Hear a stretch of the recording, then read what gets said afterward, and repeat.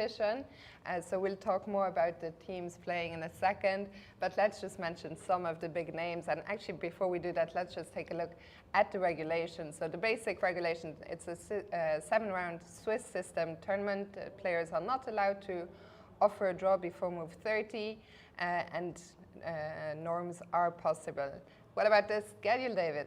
Yeah, the schedule, we do start today with round 1. The games will be kicking off very shortly, and we'll be going all week, every day, 1 round a day, starting 3 p.m. Central European time, finishing next Saturday, next weekend. Absolutely. The time control, I think it's the classical long time control, 90 minutes for the first 40 moves, then an extra 30 minutes for the rest of the game, and a 30-second increment from move 1, and then we see the prize fund there as well. Yeah, not a bad prize fund, 10,000 euros, first prize for the winning team in the open section, and 6,000 euros, first prize in the women's section. Some very strong teams. We're expecting Fiona. This is the Champions League of chess, after all. Absolutely, and we said we were going to mention some of the names. Well, I think the strongest player who is here in Albania, you all know him. His name is Magnus Carlsen. He's playing for the Norwegian team Officebill. I think you know the team quite well.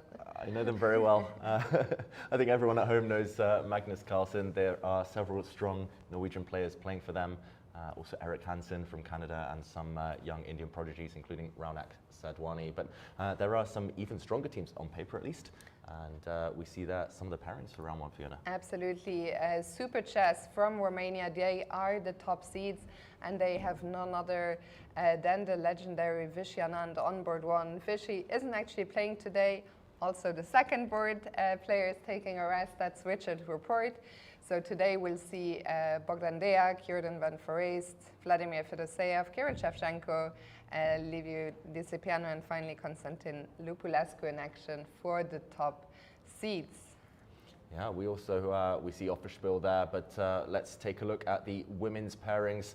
Some very strong teams here, some household names in the women's. We have Monte Carlo. Monte Yeah, they Carlo. are the top seed. In fact, Toita, as well in the open as well as in the women's, there are 2 teams that are seeded on certain boards, so that we always get camera footage on them. In the open section, that is Offerspiel, who is always going to be on board 2, and in the open, the local Toita team is going to be playing on board 1 throughout the tournament. But yeah, the top seeds, Monte Carlo, they are really the team to beat, with the Musishuk sisters, Kanemel Charrier, Kramling, and Pates, who is taking a rest today.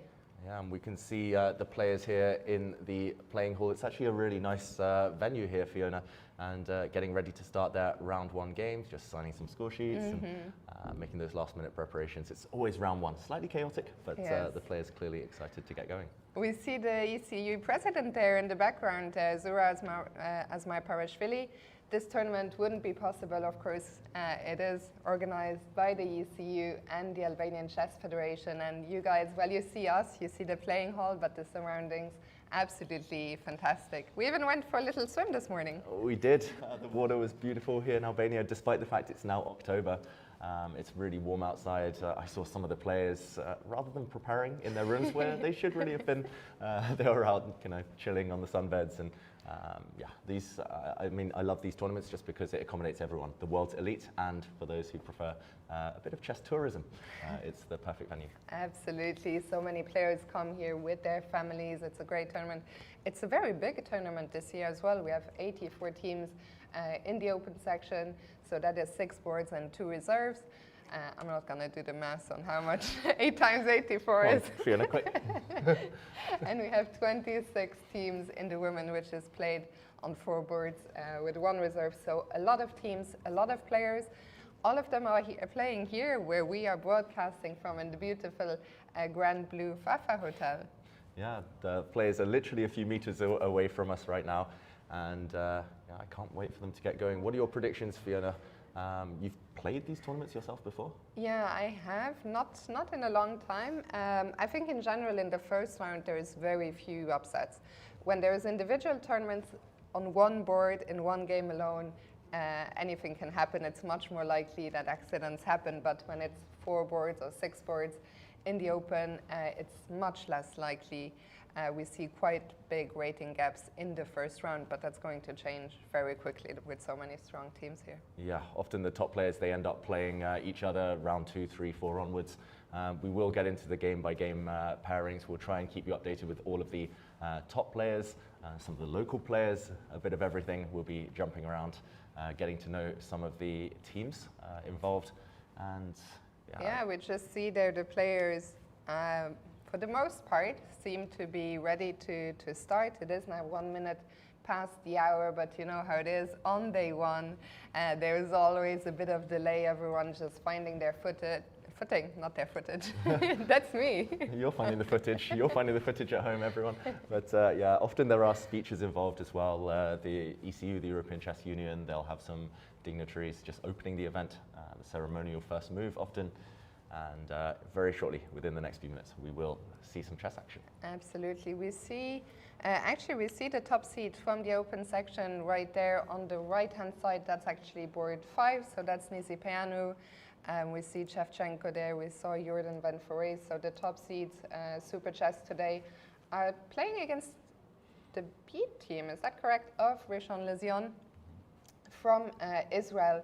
And yeah, we already talked about the rating gaps. I don't know if you're familiar with any of the players from the Israeli team? I must admit, I've seen a couple of the names, but I don't know them too well. But there is, I think, on average here, a 400 to 500 point gap between each player per board. So usually, as you mentioned, Fiona, the top boards, the top teams, they should be big favourites to win, but it's always fun to watch. There's always going to be a surprise or two along the way. And yeah, we'll see who's in form, which teams to watch out for. Absolutely. One thing I always appreciate is when players are wearing team uniforms. We see the team from Rishon LeZion there with their team shirts, which I think is always a nice touch. I think when you play as a team, you know, chess is a sport, at least in most countries it is, so it's nice to see that cohesion and that team spirit. Yeah, we see some teams make more effort than others, I must admit, but definitely wearing a team uniform, wearing a team jacket, or just matching shirts, it often puts you in the spirit, puts you in the mood. So that is Magnus Carlsen's team that you see there on the left-hand side in the nice white shirts. That is Offerspiel. If you are looking for Magnus, you're not going to find him. Magnus is taking a rest today. He is joined by Mr. Chessbra, Eric Hansen. So both these players just taking it easy. I think Magnus arrived on the same flight as you. You landed quite late last night, so it makes sense to take a rest. Magnus plays so much chess that he's welcome. He deserves 1 day off, but he will be in action most likely tomorrow and the days following that. Meanwhile, his teammates do have some pressure. It's always hard, right? When you're one of the top teams, you need to keep the pace. You cannot let your team down. I think that's one of the dynamics of team chess. Everyone has to play their part in order to have a successful campaign. I think especially in a tournament as short as this, 7 rounds, there is almost no room for accident. If you lose one match, you're one of the top seeds team, one loss can be enough to just end your hopes and dreams of the title. The title, and I did arrive on the same flight as most of the Norwegian team. I know they're gunning for the title. They came close last year. The reigning champions, however, are Novi Bor, a Czech team, at least in the open section, and they do begin, I believe, as the second seeds. Absolutely, the second seeds. Today they are playing against a team from the Netherlands. We'll get to see that in the second. For now, we see the officials there on the left-hand side, the president of the Albanian Chess Federation. We see the president of the ECU. It looks like they're getting ready to make the ceremonial first move on the top board there on the left-hand side. That is the local Albanian team from Teuta. They're playing against a team that's tough to pronounce, Taflalag Gardabarriere from Iceland. Admirable job there, Fiona. I'm sure we will be messing up that name slightly. But yeah, they're clearly loving being on board one, and big challenge for them, though, uphill struggle. Absolutely. Well, actually, it's a match where Teuta, the local team, they have 3 very strong players on the top 3 boards. We see on the left-hand side there with the black pieces, Antonetta Stefanova, former women's world champion. So she will be playing against Johanna Johansdottir. And then the 2 Polish players on boards 2 and 3, Monika Soczko and Karina Zivka. And it looks like we are off. Some pictures are being taken. We saw the ECU president, Zura Asmaipar, actually make the ceremonial first move. And very soon now, we should be getting some moves, some last words being exchanged, and there are the handshakes, and we are off.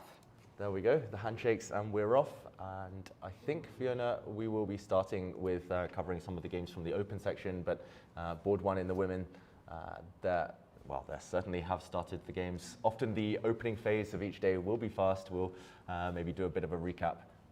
We won't dig too much into detail on the Too many games. Too many games. Literally, we couldn't do the maths, but hundreds of games ongoing at the same time. When you say we can't do the maths, you mean we can't really. We would love one of you to do the maths for Someone us. at home needs to do the maths for us. Actually, speaking of people at home, well, if you're seeing this right now, clearly you have found the place to watch, so this tournament will be broadcast on the YouTube channel of the European Club Cup, so that's where you can find us throughout this week. Yeah, and it looks like play in the open section is off as well. And okay, just the first few moves coming in right now. Yeah, it looks like play has just gotten underway. We're just waiting to receive the first moves. We can see also the team from Novi Bor there. You talked about them, the defending champions. They brought in a new player compared to last year, and he is on board one there in the yellow and black polo shirt. That is Vincent Keimer from Germany. And Vincent, David, tell us, what are your thoughts on the young rising star?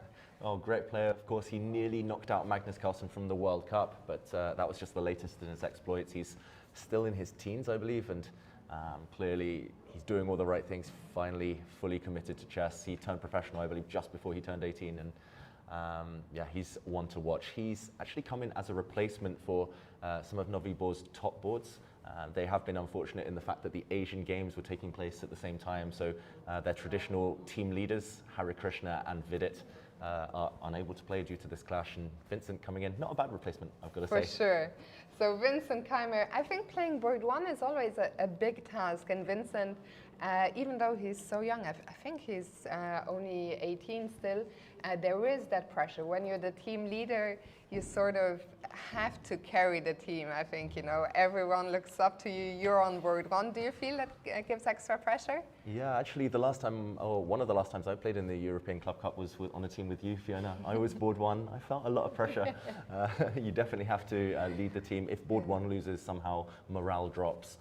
The rest of the team feel under pressure, and it doesn't go great. So normally board one, the strategy is stay solid, just don't lose, and if you can pick up some wins along the way, just a bit of a bonus. And Vincent Keimer today, he's playing against a player you told me before we went live. You played against him before, Leonard Lennartz from Belgium, and also there we see almost a 400-point gap between the players. Can you tell us a bit about Lennartz? Yeah, so a 400-point gap, but he is strong on his day, especially if he gets some good opening preparation in. Lennartz can be dangerous. But he's one of the top players in Belgium. I played him at the Olympiad last year where he was representing his country. And yeah, he plays the Slav defense religiously. He plays all of his openings. He knows exactly the ins and outs there, but a bit of a narrow repertoire. And Vincent is known for his opening prep too, so it won't be easy, of course. I think starting with black, though, for Vincent, it's never easy to guarantee winning chances. So potentially a banana skin if Vincent isn't quite warmed up yet. For sure. We're still waiting for the moves to come in. For now, a word about the player you see on board two there for the defending champions. That's, of course, David Navarra, long-time Czech #1 player. And he really, I think, is one of the foundations of that team. He's the leading player of his country, and he is a veteran player at this point. Even I don't know how it's late 30s, I guess, but they just keep getting younger and younger. Yeah, it feels like he's been around forever. David Navarra, he's a regular on the open tournament circuit, of course, experienced great success. He's been over 2,700 for years at a time, and not a bad board two to have. I will say that on his day he can beat anyone in the world. So yeah, I think in terms of Novi Bor, their chances to retain their European title, pretty decent, pretty high. Of course, some big teams in there you can never guarantee in team chess, where just 1 or 2 boards, it can be a bit random, as you mentioned earlier, Fiona. But David Navarra, yeah, one of the Czech players, and it's always nice to see teams represented by a bit of homegrown talent, and Novi Board do have other strong Czech players involved in their lineup. Absolutely, right next to David, we can't see it right now, I'm sure we'll see him later on. We have Tai Nguyen, who I think is the Czech number 2 player, and then they also have a Czech player on board 6, so a very, I always think it's nice when teams, you know, have representatives from their countries. And what I like as well about the Novi Board team is they've been playing with the same lineup for years, it feels. Yeah. We saw there a second ago, well, he's still on the screen, Mateusz Bartel from Poland, also Markus Rager. They were all part of the winning team last year. So Novi Board clearly are going to be very eager to defend their titles. Yeah, definitely eager, and it's interesting you mentioned having the kind of this consistent team lineup.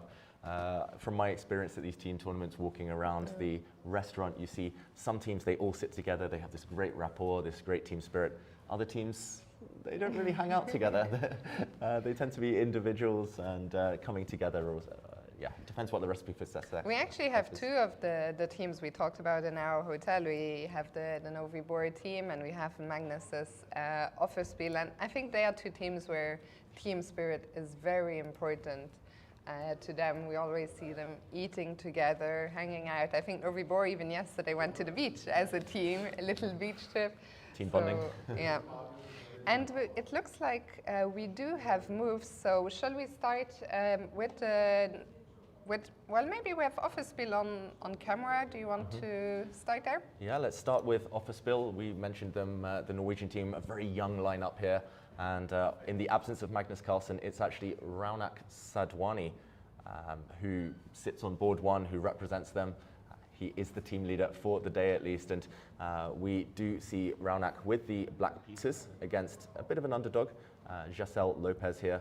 And let's catch up with some moves. It did start with D4, black replied knight F6, and early days, black playing B6 here. This is the Queen's Indian defense, and if we catch up with the current position, white trying to play the Petrosian setup, and now fianchettoing. So white's bishop is going to go to G2, white is going to get castled, and very solid start to this game.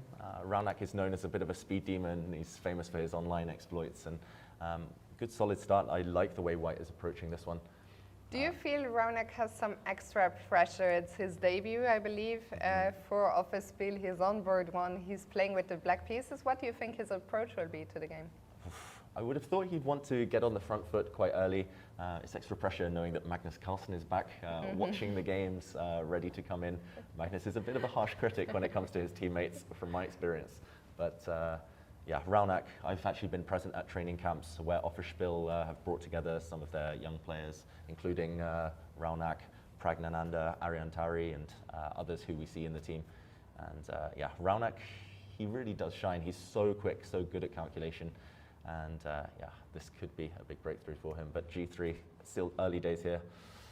Yeah, I think his opponent, by far the strongest player on the opposing team. He's an international master, Giselle Lopez. I think he used to represent the Netherlands, now representing Aruba. Ooh, and nice little island there. So yeah, this game I think could be the closest from this match. Maybe we can take a quick look at board 2, where Aryan Tauri is playing with the white pieces against Richard Durres. Yeah, and Aryan has had a tough few months. His results have been a bit inconsistent recently. Let's just do a quick rewind from the start. He plays the English opening. Something you know a thing or two about. I'd like to see that one. Okay, black develops, well, very provocatively, and now allowing white to occupy the center. We see some bizarre moves actually here, Fiona. It looks a bit like a reverse Sicilian. Black's bishop's now very strong on this diagonal. This bishop a bit blocked on b7. But again, early days here. It feels like both players are freestyling at this point, of just a very unorthodox opening, which usually on paper will kind of favor the higher rated players. But it is Aryan, first one to really be thinking here. And I'm expecting him, after a bit of thought, to do something we saw in the previous game, just feeing Cheto his bishop. This tends to be the normal plan. I've actually had this position a lot myself from the black side in Blitz. Okay, very interesting. So as you say, early doors. Shall we move on to the next one? We're going to go through the opening stages, I think, quite quickly, just because there's so many games we want to see a little bit of everything. So let's check in with board 3, Dick de Graaf against Pranav. Yeah, and Pranav, another very strong young Indian player, still in his teens. He's really had a breakthrough. He's had some fantastic results online, actually for the Norway Gnomes, for example, in the Pro Chess League. And I'm loving this opening from White. I've got to say, remember, White is the lower rated player, and he's not scared here to attack. D4, the Smith-Morra Gambit, giving up a pawn and just not taking it back. This is known to be slightly on the dodgy side, but very, very playable for White if you know the ideas, and you can often catch your opponent unawares. White has some great attacking chances, especially against f7, hence why Black blocks by putting a pawn on e6, and here we see still very well-known stuff. White's bishop will come out, put some pressure on the d6 pawn, and Fiona, I think it's a good strategy, low-rated player attacking. I was just going to say that. I think it's a good strategy. You're the underdog. You don't really have anything to lose. The rating difference between the two players is 400 points. So I think you might as well, play an attacking opening, especially if, I guess, it's his style, and just try and, put some pressure rather than giving them an easy game. And yeah, I mean, that's always my advice. People sometimes ask me, how should I play against high-rated players? And I just say, attack them. That's the one thing they feel uncomfortable with. You don't want to give them too much respect, slowly let them outmaneuver you later. The longer the game goes on, the more it favors high-rated players. So being very direct, I must admit I don't know too much about Dick de Graaf here with the white pieces, but yeah, loving his opening choice. And yeah, I know that Pranav, a very attacking player, being on the defensive maybe won't suit him too well. Before we move on, maybe just very quickly, so this was a gambit opening. White has given up a pawn. Can you maybe talk just a little bit about where the compensation is supposed to come from? Yeah, firstly, it's the development. If we just do a quick count here, White does have a lot of pieces out in the center already. White has already castled. If you compare that to Black, Black has only got one knight out, and this looks like a standard Sicilian position, White lacking the pawn on c2, but actually the absence of this pawn does allow you some quick open lines later. White's rook quickly going to occupy the center, and it's actually quite tricky here for Black to castle without giving something in return. For example, if Black brings the knight out, I think, okay, he's deep in thought right now, Pranav, but White often will have time to gang up and win this pawn at the very least. So often you win your pawn back. Whether that gives an advantage or not is unclear, but yeah, it's all about speed of development, all about those attacking chances. So we'll see what White can do here. Before we move on, I see there's a couple of questions in the chat. I see Dio Brando is saying, I wonder if you can go to the venue and take a look, meet the players. So what you can do is there is a room here in our broadcast room for spectators. I don't know inside the playing hall if spectators are allowed, but the players know. That's why you guys are all here. It's not for us. Stuck with us. We're like the consolation prize. We're like the second choice, last resort. So, okay, while you're not allowed, it turns out, in the playing hall, there is room here. And of course, the players, a vast majority of them are staying at this hotel. So they will have to come out of the playing hall at some point. Yeah, if you're in Albania, come hang out with us, come join us. I did get a few messages on social media saying people were keen to meet the players, and this is your chance to do so. They will be coming out just around the side here. But yeah, we'll try and take you through as much of the action as possible if it's unfortunately impossible to get to the playing hall. So let's take a look. Or do you want to move on to another match maybe? Yeah, maybe let's try and check out some of the other top seeds in the open section before moving on to the action in the women's. Should we go to the top seeds? Let's do it. So the top seeds, we talked about them before. Super Chess from Romania, I mentioned Vishy Anand and Richard Report are both resting today, the top two boards. So on board one, we have Bogdan Daniel Deac playing against Yuval Yanev.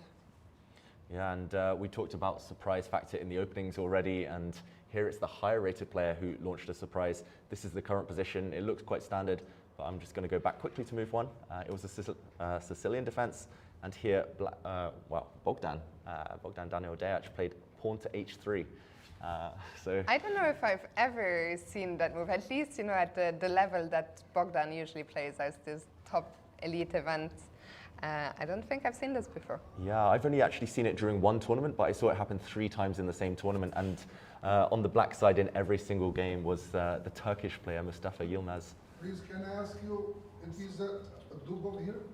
I don't think so. Don't think so. I'm not sure Daniel Dubov is here with us, unfortunately.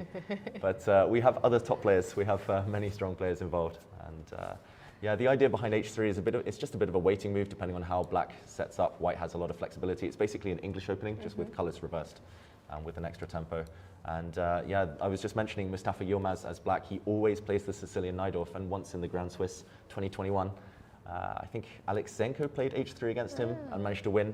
And he was obviously a bit upset as black. And then someone else played H3 against him. And then in the Blitz tournament following the event, someone else played H3. And as black, he lost all 3 games. So it has been played. It's got some pedigree. But okay, very interesting. So let's see, how did black has spent a bit of time, as we can see. Dejac has only spent none of his time. He still has the starting 1 hour 30, while black clearly must have been surprised a little bit by this approach. yeah, understandably. It makes a lot of sense. Usually the first critical moment in any game is when a player is surprised. And here white plays knight to e2. So maybe showing why he's delayed playing knight f3 on move 2 there. I'm still kind of confused as to how useful this pawn push is. But the top players, they tend to kind of like freestyling. Again, it favors them if both players are out of their opening theory. So early days, but the top seeds and the top board for the top seeds right now. He is definitely trying to launch that surprise. Absolutely, and it looks like he has succeeded. So let's move on to board 2, where with the white pieces for Jean-Lézion's Ari goes playing against Jordan van Foreest. Yeah, and we might not have Daniel Dubov here with us, but we do have Jordan van Foreest, who's got a very similar style, likes his sacrifices, likes his dynamic play. I'll just do a quick refresh up to this point, just action replay. This one started as a d4 opening. It transposed into the Queen's Gambit declined. And actually, well, transposed to a semi-Slav after that, as a lot of modern chess openings do. There are a lot of transpositions, and I'm a bit skeptical about White's strategy in this game. Jordan is known as an opening expert, and this is a very forcing line. This is actually, this has been played by real top players. I remember a Kasparov game from many years ago, and after a few fireworks in the center here, this is the position we're left with. Black has great dynamic play. Often you bring out a bishop to c5, a queen to b6. Black often even castles queenside, and it gets really, really sharp. The main dilemma is when White eventually decides to push in the center, things open up. But I've always quite liked Black's chances, and for Jordan van Foreest, who's of course a very strong player, I think this suits his style. I guess the one drawback of the black position is the isolated pawn on e6. Is that ever a concern in the long term? Can that become a weakness, or how do you handle that? Yeah, definitely. And actually one of White's main plans, I believe, is to actually go for this pawn in the near future with the white knight. So some drawbacks to Black's position. White often as well, very quick to break down the black queenside structure. So yeah, it's just a complicated position that's pretty much guaranteed. So I hope White is up for the task. Yeah. Well, what's interesting about White, he's been playing very quickly, still has over an hour and a half. So it looks like so far he is in his preparation, but we'll see how long he can keep it up. Of course, that's the challenge when you play these top guys. So we'll keep an eye on that. I think so far the most exciting position we've seen today. Definitely one of the most exciting. And I'm just looking across the boards. We can maybe not dive too deeply into the next few. It's still very theoretical positions. Here we see Vladimir Fedoseev, a very strong player, now representing Serbia, I believe. Slovenia. Yeah. Sorry. Easy to miss up, but I think Sarana, who's also playing here. He played Sarana actually recently in an online tournament, so sorry for my mistake there. Yeah, representing Slovenia, and yeah, just a very standard King's Indian defense here. Still a well-known position, but Black burning a bit of time on the clock. We have Shevchenko, who's representing Romania these days, and it is a Romanian team. So they do have, I believe, on their bottom 3 boards and on their top board, a lot of Romanian players. Yeah, and we have Richard Rapport resting as well. So 5 out of their 8 players Romanian representatives. Yeah, and Kirill Shevchenko with the black pieces, he's just put his queen on b6. This is obviously attacking a pawn, and here White has a few moves to defend this. You can defend it with a rook. If you want to be really sneaky, you push a pawn to a3, And you say, please take my queen, well, take my pawn with your queen, and now white is the one to trap this piece. So again, still very well-known stuff. Shevchenko won't fall into this trap, but that's what I'm expecting white to do in this game. Absolutely. Also, maybe a quick word about the captain of the Super Chess team. We both know him well, Grandmaster Ivan Sokolov, who's actually been a very successful coach and captain. He was a coach for Alireza Firouzja, among other things. He trained a lot of the Iranian players. He became a winning Olympiad captain last year with Uzbekistan, and now this is the second year that Super Chess are trying to win the Club Cup. Last year they fell a bit short, so this year they are the top seeds. They have, you know, Vishy and Anand, the legend, on board one, so I think they really very much want to win this event. Imagine being a captain for Vishy Anand. Like, what what words of advice could you give Anand? Imagine coaching him, telling him what opening to play. We'll see how that goes the next few days when Vishy joins the fray. For now, shall we quickly check the last two boards? So Nisipianu against Ripstein. And Nisipianu, very experienced player, very successful player, been over 2,700 many times. And again, a bit of an unorthodox opening. Let's just do a quick action replay. Another Sicilian, and not an open Sicilian, pushing a pawn to c3. Small trap involved. This is not a pawn sacrifice. Knight takes pawn, would walk into a nasty double attack, a check, and the knight drops off next move. So black instead moved his bishop, blocking that potential check, and after a trade of pawns in the center. Okay, I quite like black's position, I must admit. White does have the bishop pair, but this is a bit of a backward pawn.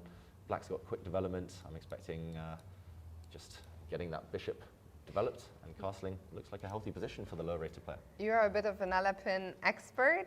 Here c3 was played, but usually d4 follows, and here it doesn't seem like white is ready yet. So what's going to happen with that pawn on d2? Yeah, I guess white is just going to really play slowly here. For example, if black develops as I expect, white will put a pawn in the center, just kind of slow play it, maybe bring his knight out, and black's rooks are going to come to the center after castling. I think it's just a level position, but that's a success when you're black against a higher rated opponent. For sure, and let's move on now to the last game we haven't seen from this match on board 6, Alexander Kundin against Constantin Lupulescu. Yeah, and just a very standard open Sicilian position here, nothing too spectacular, but yeah, Lupulescu with the black pieces, he plays pretty much every opening under the sun. But again, I just love what white's doing, going on the attack very early on. White has a clear plan of pushing the f-pawn forward, bishop in a nice active post. That tends to be good advice. Lower roasted player, not afraid to go on the front foot here. So this one I see as a potential banana skin. Lupulescu spending a lot of time on the clock early. Looks almost a bit like my favorite opening, the Grand Prix. It didn't start out as a Grand Prix, but I like what white is doing for sure. So we've now seen the top two matches. Maybe we can take a very quick look at the title defenders, Novi Bor. We saw them on, well, we have them on camera right there, so that's perfect. And then we'll move to the women's section. Yeah, let's check out the clash on board 3 here, but Novi Bor reigning champions. Vincent Keimer, we talked about him shortly, well, just a bit before. And okay, it looks like he's facing some issues here against Lennart Lennartz, because not only has white got more time than he started the game with, but Vincent has spent nearly 20 minutes, and there's a big, big threat on the board. White's last move, I don't think will go right from the very start here, but I just want to highlight it started as a Nimzo Indian defense, and White's last move, really a rare idea, dropping the knight back, and that's because this black bishop doesn't have too many squares. And after knight to d1, how is black extricating this bishop? It looks like it's about to get trapped with a simple pawn push. One of the highest rated players in the event, he's got to come up with some creative stuff. Yeah, and I think you can sense a little bit the pressure that we were talking about. I think when you're playing for a new team, he might have played for them in the league, but not in the Club Cup. You're on board 1, you're the team leader, you're playing with the black pieces. Does black have to somehow try and play d5, or how do you? Yeah, I think he might have to play d5, and the big question is, okay, he's thinking right now, Vincent, for a long, long time. The question is, what happens if white pushes forward? And after a capture, I guess the bishop will get hit. It's going to have to retreat, and this would be a very forcing line. Now white has actually 2 threats to trap this bishop on a5, and also to fork a couple of pieces. Black would have to play pawn to c6. The bishop will drop back, and It looks okay for black, but white has a lot of space on the queen side. I really like white's position here, actually. A nice, strong bishop. Yeah, I guess the other option here, Fiona, would be to attack white's queen. And okay, I was going to try some tactics there, but I won't deep. Let's do it. I won't dive too deep. I was going to say bishop to e4 maybe, but actually this bishop might just get trapped. So after bishop to a5, I guess, would be the only move. And yeah, I was going to suggest a tactic that didn't work. Often in these types of positions, you can actually, for example, push the black pawn forward. And here it doesn't quite work, but the black pawn pushing forward. And here, there's actually a very similar position with white's knight still on c3, and the white queen would then be trapped suddenly. So this tactic not quite working for black. I think Vincent's just desperately trying to find an alternative, but eventually he will most likely play your move. You talked about Leonard Lennart's, about how his opening repertoire is maybe a bit narrow. But now we see the advantage. When you have a narrow opening repertoire, usually you know your openings very, very well. And it looks like Vincent maybe was surprised here somewhere, and yeah, his position, not what he was hoping, at least, I would say. Yeah, it definitely feels like a case of the high-rated player just trying to get a position, just trying to get out of the opening without any theory, without studying too much. And yeah, white here, Lennart's. Yeah. Let's watch out for him causing an upset. Absolutely. Let's move on now to board 2. David Navarro, we talked about him long time. #1 Czech player playing against Alexander Suvorov. Yeah, and this one, it's a very quiet position. It did stem from a Sicilian defense, but very blocked. None of this Grand Prix, none of this attacking stuff that we want to see, Fiona. No. David Navarro playing very positionally here. White does have a bit of an outpost, a bit of a hole to use for his pieces. I'm expecting in the next few moves for white to trade off this knight, maybe bring a knight himself into d5, and it will be very slow, very strategic, but I think that will favor Navarro as the higher-rated player. Absolutely. And then on board 3 with the white pieces, quite a young up-and-coming player from the Netherlands, Siem van Daal, playing against Van Nguyen. Yes, and again, another open Sicilian seems to be a bit of a theme on the top board but so far this one today. looks a lot more exciting. Yeah, a lot more exciting, and I think we're getting excited by the presence of pawns on e4 and f4. And the king on the queen side. Yeah, and potentially some big threats. White at some point might try and trap this bishop on e6. The bishop, of course, can capture a knight. It can use the c4 square, but yeah, I'm liking it. It looks promising here for Van Daal. Yeah. And yeah, I mean, it's all about where the black king castles. If it ever kind of plucks up the courage to castle kingside, white will just throw all the pawns forward on that flank. What I am expecting from Nguyen here is to trade a set of pawns at some point and then plant a knight on e5. This is just kind of a healthy way to survive the next few moves, but white's got active pieces, white's got development. Yeah, and much like in the Vincent game, black is the one who has been spending time. So far I'm liking what I'm seeing for the players with the white pieces from the underdog, Limburg. Yeah, definitely not one-way traffic, at least in this match so far. Looks like the lower-rated team here, they've got out of the opening in every board with decent chances. Let's keep looking. So we saw the top 3 boards. Let's move to board 4, where Mateusz Bartel is playing against Luka Suvorov. So I guess 2 players from the same family. I don't know if they're brothers or, but yeah. Yeah, I like that. Actually, I was looking at the players list, and several teams, both in the open and women's section, seem to have a family connection. Some siblings playing. There's a mother-daughter combo, I believe, on one of the top boards in the women's section. But here we do see another Suvorov, and here he's black. It's come from a Spanish, Roy Lopez. Again, very standard stuff. And white's last move, I mean, often we see just slow play here. Pawn steps forward, a bishop comes out, and a lot of maneuvering. But okay, Bartel, who's a very aggressive player, he's actually sacrificing a pawn. He's jumped into d5. If black captures on e4, I believe his idea is to just kick this knight back. And if it retreats, then, for example, he can start pinning. And this is slightly annoying. Very active from white. Bartel, he's, I think in his own words, he would say that he's a bit of a hit and miss player. When he's on form, he can crush anyone. He plays very quick, very intuitively. So I guess you're saying that's a pawn on e4 you wouldn't take? I would think about it. I would probably spend like 45 minutes thinking about it and then chicken out. But that's just me. And clearly it's forced his opponent to think here. The other option would be to drop back to d6, but this would really backfire, just to show a little tactic, because the queen actually lacks squares. You can't push a pawn forward because there'll be some discovered attacks against the black king, and if you move, your queen does get trapped after knight to c7. So there's definitely some pitfalls to avoid in the early stages. Yeah, it makes sense, I think, for black to take some time here. We'll see. Does he dare take the pawn? We'll come back to this one a little bit later, but a very direct approach for sure here by Mateusz Bartel. And let's move on to board 5, where Lauren Percampos is playing against Marcos Raga. Yeah, and this one, it is another battle between a slightly lower rated player and an experienced grandmaster, Raga from Austria. He's been there, he's done it, he's an opening expert, and here we see a King's Indian defense, very blocked center. This structure gives white a bit more space, but black with the kind of the opposite pawn structure is very, very solid here, and black will move this knight out of the way, start throwing some pawns forward towards the white king. I will say per campus with the white pieces, he's a very young player from Germany, and I believe he plays for Offerspiel as well. So he's, I've met him at some training camps. He's a very nice guy and very dangerous if you let him attack.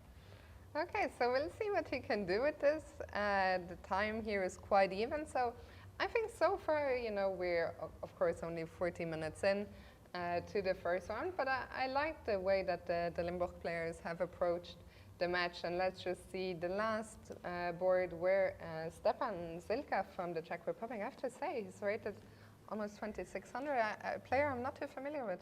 Yeah, I've just seen some of his games lately. I believe he's made a bit of a jump in the last year or two, Zilka, and yeah, clearly playing for the reigning champions. He can't be too bad. Experienced player himself, grandmaster now, and I think I prefer white's position here just because white has the space, pawn on d4, and this structure, h-pawn rolling forward as well. Black is lacking counterplay. Black is a bit cramped, this bishop a bit stuck. Depending on which side you go as well with black, with the black king, you'll most likely get attacked a bit later on. I'm expecting the black king to go queenside. Going kingside looks very, very scary. Yeah, just to show there'll be some attacks. White's bishop will come forward, maybe a Greek gift sacrifice on h7. Yeah, no protection. I think the king will maybe, even on this move, just castle queenside, because at least now you have the knights on this flank. But black's lacking pawn breaks. Maybe the only counterplay will rest on this move, f6, in the near future. Slight advantage for white. Absolutely. So we've seen all top 3 matches from the Open. Shall we take a quick look at what's happening in the women's section? Yeah, and okay, which match shall we start with? Maybe board 1? Yeah, let's look at board 1. So just to remind everyone, on board 1 is not actually the top seeds, but the Albanian team from Toita is seeded onto that first board.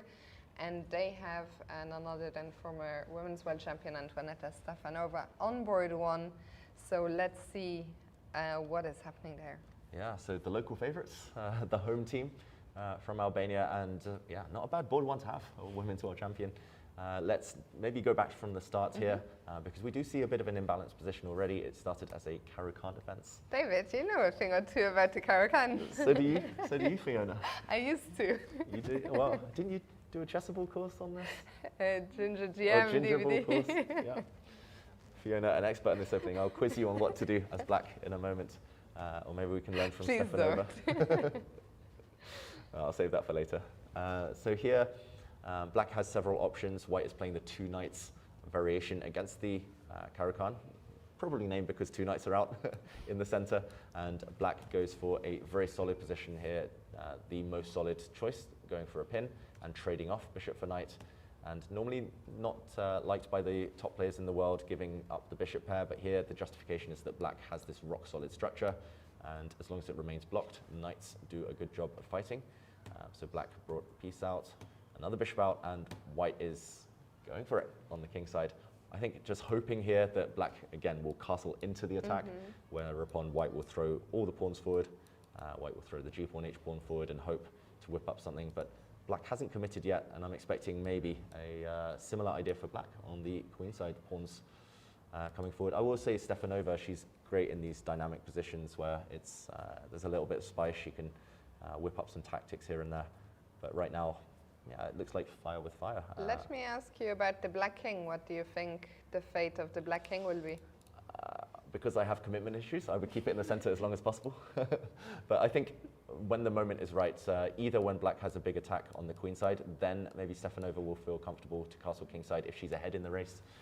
If not, she might just keep her king in the center for the near future. There's a possibility of going to the queen side as well, but it's a bit of a guessing game. I think white doesn't really want to commit, black doesn't want to commit. It's more likely white will go queen side just because of pawns push forward. But yeah, this one's shaping up for a nice fight of mutual attacks. Absolutely. I like to see it again. I think white is approaching this game in the right way, just taking the game to black, and we'll see a big fight. Let's see what's happening on board 2 between Monika Sochko and Hallgerður Torsteinsdottir. Okay, I'm not sure. There might be some issues on this board with some moves. We don't have the moves right now. We'll come back to this. But yeah, I was going to say another case of a very experienced player and a clear favorite in this one. And I think that was the mother-daughter combo you were talking about. So we don't have moves right now for board 2, but on board 3 for the Icelandic team, Hallgerdur's mother is playing Goodlaug at Torsteinsdottir, and she's taking on Karina Zivka. Yeah, and here again, I like what white has been doing. Just very solid start to this opening. White will try to get castled as soon as possible. I was going to say I thought it started as a London system. It did. But rather than push a pawn to c3, just a really slow London system, white has pushed a pawn to c4. So we'll get some tension in the center. Black will strike out, and it's likely we'll see some simplifications. For example, now maybe the most logical move, the most healthy move would be to open things up in the center for black. These 4 pawns might disappear, and things will be very level. But as the slightly lower rated player, that's a good strategy too. You can either attack your higher rated opponents, or you frustrate them by getting an equal position and waiting for them to overpress. And yeah, Goodlaug, she's an extremely experienced player, so we'll see what happens here, but so far so good for her. And let's check in with board 4. So on board 4 we have a local player from Albania. This game is hard to predict what's going to happen, because the player from Albania has a FIDE rating of 1263, so a lot lower rated than the rest of her team. But her Icelandic opponent is unrated, so we'll see what happens. It looks like on the camera we can see that the Albanian player is actually a very young player, so her rating might not be telling the whole story. Yeah. And yeah, let's see. Maybe we can go from the start here, because yes, this please. Looks like madness. Yes, please. This is one of the most fun positions we've seen. It's still early days, of course, in the round, but after an e4, e5 opening, white went for something called the Scotch Gambit, pushing a pawn, but not recapturing now on d4. That would be the Scotch game. Instead, just happily playing down a pawn. And actually, this is an opening close to my heart. I used to play this constantly until I was about 12 years old from the white side. And the big trick here is that actually white gives up a second pawn. White is 2 pawns down right now. But after attacking this knight in the center, once it's defended, white gives up a piece. Bishop takes pawn. And okay, here the usual move is queen takes bishop. And this move appealed to me so much when I was young, this double attack, hitting the queen, hitting the knight, and making use of the fact that there's a pin on the e-file, meaning black cannot take this knight with the knight on e4, and also a pin on the d-file, where if I can get my arrows right, then black cannot play pawn takes knight, for example, because the queen behind it would drop. I've played this opening quite a bit as white as well. I didn't even realize that there was another move than queen takes d5. So could f5 here already be a mistake by black? It does feel wrong, right? It does feel as if you weaken this diagonal, making it harder for the black king to castle later on. And okay, white didn't just retreat the bishop here. White tried to regain the material balance immediately, so winning back the 2 pawns that were gambited. And after this check was blocked, I mean, logical play this last few moves from both sides. White is trying to make use of this pin. This bishop under a lot of pressure. It looks really nice for white, I've got to say. Absolutely, the bishop is not the only piece under a lot of pressure. The pawn on d4 as well. The white has 3 attackers on that pawn right now. Black has only 2 defenders. I think at the very least, white is going to go from being 2 pawns down to being a pawn up, and I very much like Eileen's chances here. Yeah, a young player, clearly underrated. Looking very confident there, you've got to say, on the camera as well. as she waits for her opponent to move. And just to illustrate your point there, Fiona, if black castles, which is maybe the safest move in the position, getting the king to safety, then a simple trade. And at the very least, white will take a pawn. And yeah, ongoing initiative, it looks like black's pieces are very passive as well. The white knight can come out and healthy extra pawn, maybe an attack later on. Looks like a big success for the Albanian team on that board. Absolutely. So that board may be the only one where they weren't too sure what's going to happen. I think it's fantastic that they have a young local player on the team.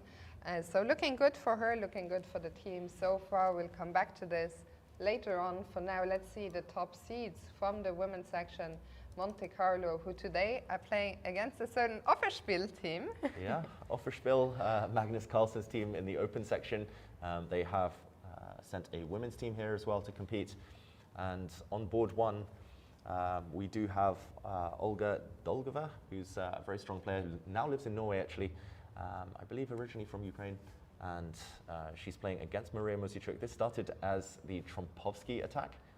Let's just do it quick. Yeah, I actually was introduced to Olga yesterday, and she was telling me that she used to play a lot of chess, and now she hadn't played for a few years. She sort of fell out of love. I think chess often goes in waves. You have periods where you're very enamored with the game, and then a bit less so, but she's celebrating her comeback here, and well, what a test to be playing Maria Mosichuk in game one. Another former women's world champion.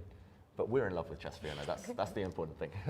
we fall in and out, but right now we're very much in love with chess. And yeah, really complicated opening choice here, actually. To be fair, it's easy to be in love when we're here commentating. We can go to the beach in the morning. We don't have to stress about preparation. We don't have to stress about painful losses. So yeah, that's true. It's funny you say that. I was having lunch with a good friend of ours, Nils Grandelius, and I was saying, yeah, it's the most beautiful part of being a commentator is not having to sit in your hotel room and study your opponent's games every morning.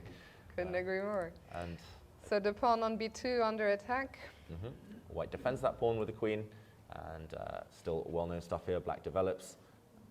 And okay, I've got to say I quite like White's position, purely because these doubled F pawns make things a bit more difficult for Black. It's kind of a flexible position for both sides. I quite like the maneuver of bringing this knight round.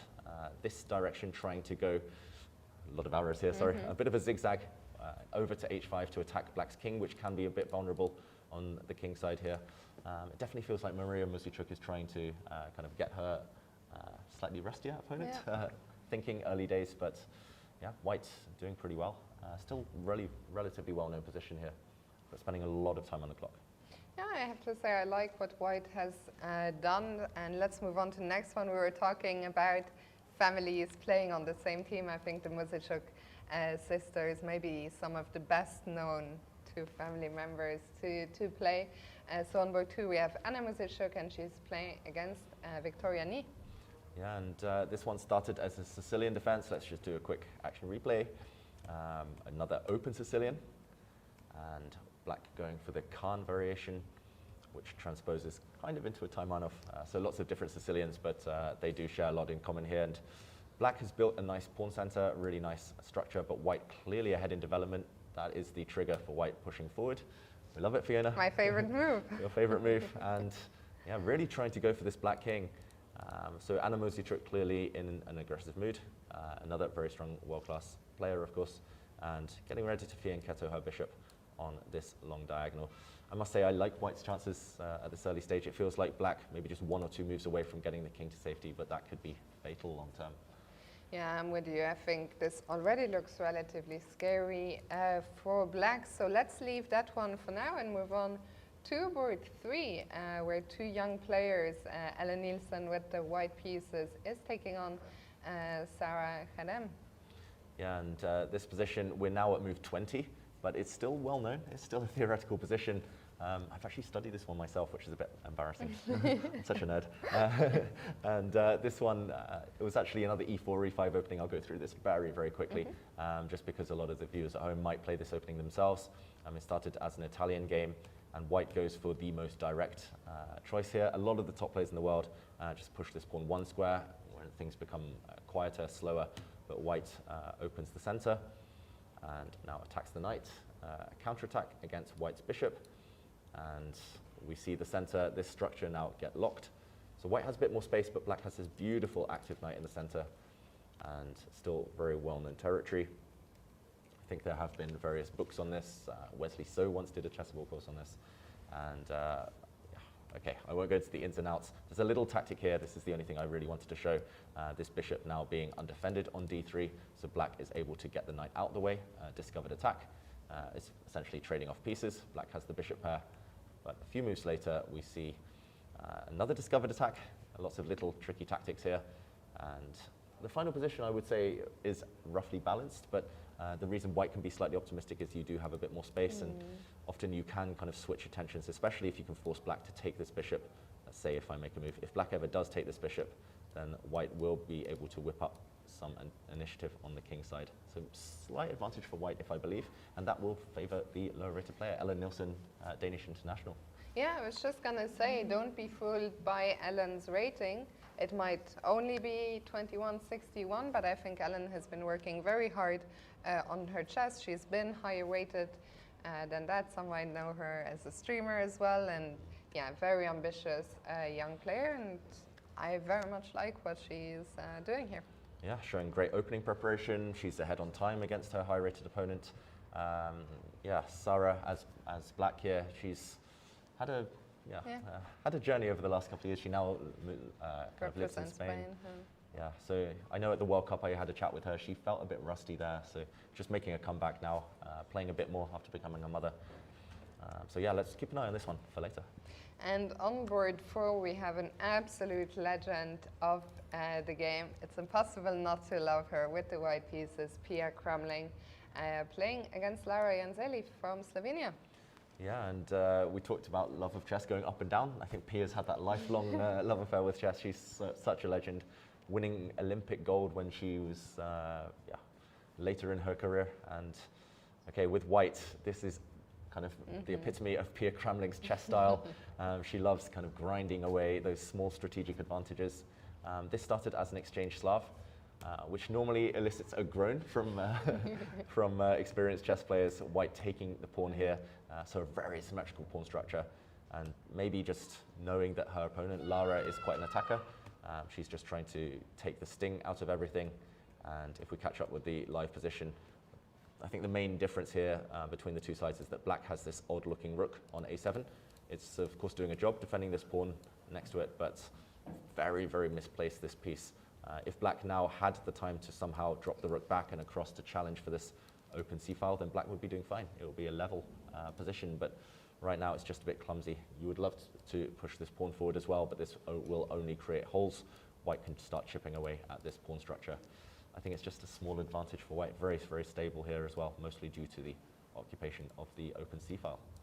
A tiny edge, but exactly, I think, what Pia excels in, those kind of positions. So we'll come back here, of course, in a short while, still early doors. But so far, the ladies from Offerspiel, I think, putting up a great fight against the top seeds. Yeah, definitely. And we should mention the women's section. It's just the 4 boards. So every game matters actually even more maybe than the open section.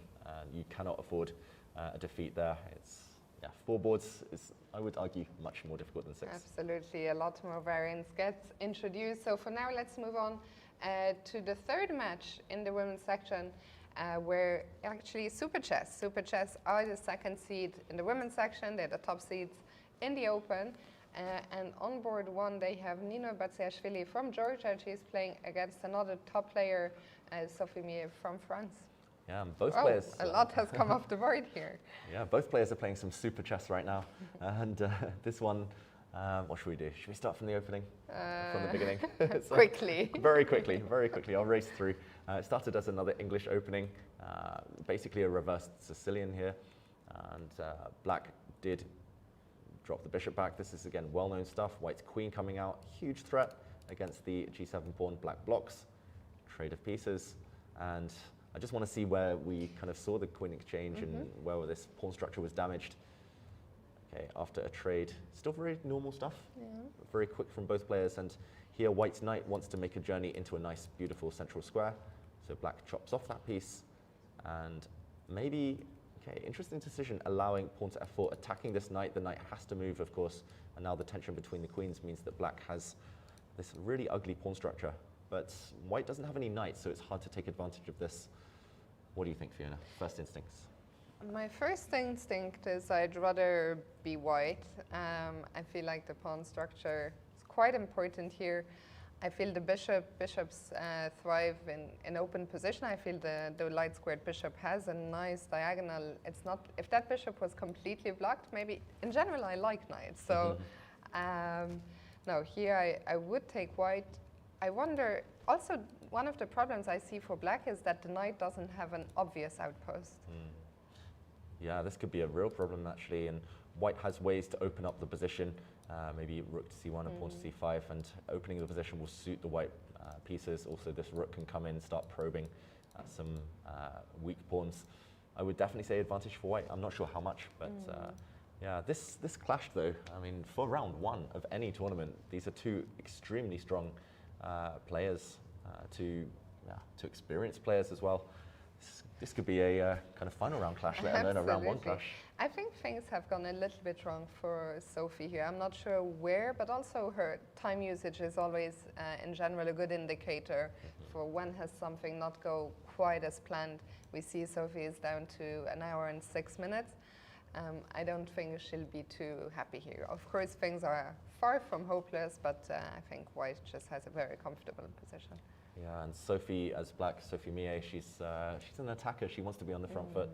And yeah, a slightly worse endgame with black defending is definitely not a big success. Also in team tournaments, I think it's nice, especially on board one, we mentioned it earlier, when you're the leader of the team, you want a small advantage with no risk. You want to cut out any risk of losing. It gives the rest of your team a lot of confidence. So Nino doing a good job here. Actually, let me ask you just one final thing here. Oh, we had more moves, right? Oh, yeah. Could white have played, instead of rook d1, I was wondering if I play bishop d7 and try to give up my bishop, create a second pawn weakness. So if I take on c6, do you think there's any chances in the rook ending, or black would be happy to enter this? Yeah, I think here black would be relatively happy because actually this pawn structure isn't the worst in the world. Black could easily throw this pawn forward, and it's what we call a minority attack. This one pawn would make these two pawns feel a bit uncomfortable, and I think having pawn weaknesses, especially when there's bishops and knights on the board, it becomes a bigger thing. With just rooks, it's harder. Actually, in any endgame, any rook endgame, this pawn structure is very hard to break down, even if the whole queenside disappeared, because white can never create a pass pawn herself here on the king side. So pawn structure is a big thing, of course, but it tends to be more of an important factor in the early stage of the game or the middle game. In an endgame like this, I think it would be roughly level chances. I like the fact she's kept rooks on the board, and this bishop, as you mentioned earlier, Fiona, could be slightly superior to the knight later on. So we'll see how this one develops. For now, let's move on to board 2. So the rest of the Italian team are Italian players, Sophie Mie, who we just saw, from France. And on board 2, we have Thea Guecci, who's playing against Dinara Wagner. Dinara Wagner, a player who's been in superb form this year. She won one of the women Grand Prix, I think, in Cyprus, which earned her her first GM norm. And then she scored a second GM norm at the Dortmund. There was a close tournament in Dortmund this summer. So she's not only gained a huge amount of rating, but she's actually very close to becoming a full Grandmaster. GM. Yeah, very strong player. I was watching some of the games at those tournaments, and she's just, I mean, the style of the games as well. When she's on form, when she's able to get her type of position, her opening preparation, she really kind of doesn't let her opponents breathe. And right now, it's relatively balanced. It's another Sicilian. Every game today seems to be the Sicilian. Openings go in trends, in in cycles with fashion, and I'm loving the fact that this has come into things more. White does have a space advantage with these kind of this clamp. We would call this pawn structure the Maroczy bind. So it's all about whether black can eventually break out in the center, and it looks like Dinara as black will try and prepare this. Maybe she'll put her bishop on b7 and try and break out later, but she has to be careful. White is advancing. Maybe we'll see the h-pawn advance. Black's knight is a bit misplaced on this square. So both sides have reason to be happy. Thea as well, a very strong player. Absolutely. Balanced fight so far. Let's move on to board 3. With the white pieces, Irina Bolmaga from Romania playing against Angela Grimaldi. Okay, and an Wow, interesting... that's a lot of moves they've played. Yeah, a lot of moves. Well, it feels like a lot of moves. It's actually just move 11, but... Oh, that's I've got something some I was... I've been making moves here on the board, on my screen. Sorry, Fiona. Yeah, I mean, it feels like a lot of moves because the queens are about to come off. We're about to enter the endgame. I'm expecting, okay, this bishop is attacked. I'm expecting him to, for example, capture. And I'm not sure black wants to rush necessarily, but we could see a queen exchange. And black does have a backward pawn on c6, so it might be time to try to trade that off. Can you play c5 immediately? I think you can. White will be ahead in development, though. White's rooks will come to an open file very quickly. Black is slightly behind Grimaldi here with pieces that take a long, long time to come out. So I don't think black will actually rush the queen trade. Maybe just bring the knight out first. Yeah, maybe push this pawn, as we mentioned in the earlier position. Black is rock solid. This one feels like it's going to be a long grind, a long, long game ahead. But yeah, it's not clear who that favors at this point. I think black's got a healthy opening, but Bolmaga, the more experienced player, maybe she'll be liking her endgame chances. Yeah, I mean, big rating differences here on boards 2 through to 4, but we saw Thea Guecci, I think, having a very nice position on board 2, and I also like what black has gotten here. So let's see on board 4. On board 4, the Italian player from Pedone Isolano, Valeria Martinelli as white against Marcel Efremsky from Israel. Yeah, you're so much better than the pronunciations than me, Fiona, I must admit. I think English people in general are... Yeah, unless the names are Smith or Jones, we struggle. So thank you for saving me. But yeah, this position, I've got to say, the lower rated player, I really, really love her position. Just, it feels like white has the perfect pawn structure, the bishop's coming out to d3. This structure is just ideal. And where's black's counterplay? I don't really see it right now. You know, when I see these positions, I always get excited immediately. I picture bishop d3, bishop b1, queen c2, and something will happen. Something will happen. Here already you could win a pawn, I think. You could play a move queen c2 with a double attack, and some attack here. There's another way of doing it. I remember I used to call this the Fiona attack. Yeah. For example, if black is careless, just going for checkmate with a queen and bishop on this this battery on the diagonal. There's another way of doing it. For example, the way that I like to attack is to go h4, and then if black is careless again, then you might go bishop takes pawn, boom, a Greek gift sacrifice. Very typical theme. A knight comes out with a check. Next move, the queen comes out, and this will be fatal to the black king. Even if you get rid of this knight, it only helps open up the white rook. And this is actually already just on the next move or two. Yeah. So I'm expecting bishop to d3, and I'm really not sure what black should do. Maybe you have to strike on the king side. Maybe you either have to push the pawn 1 square or 2 squares to try and lock up this flank, because well, otherwise it's just a huge attack for white. Well, I like white's position. I really liked what the Italian team from Pedone Isolano is doing here. Of course, we are only an hour in, and I think this is actually probably going to be the perfect moment for us to shortly go on our first break. We've seen the first 3 matches from the Open, the first 3 matches from the women's. When we come back from the break, we'll take a look at some other matches as well. There's so many players here. You see the camera there from the playing hall. We're just getting started for today, so we'll be back in around 10 minutes. Yeah, see you soon, everyone.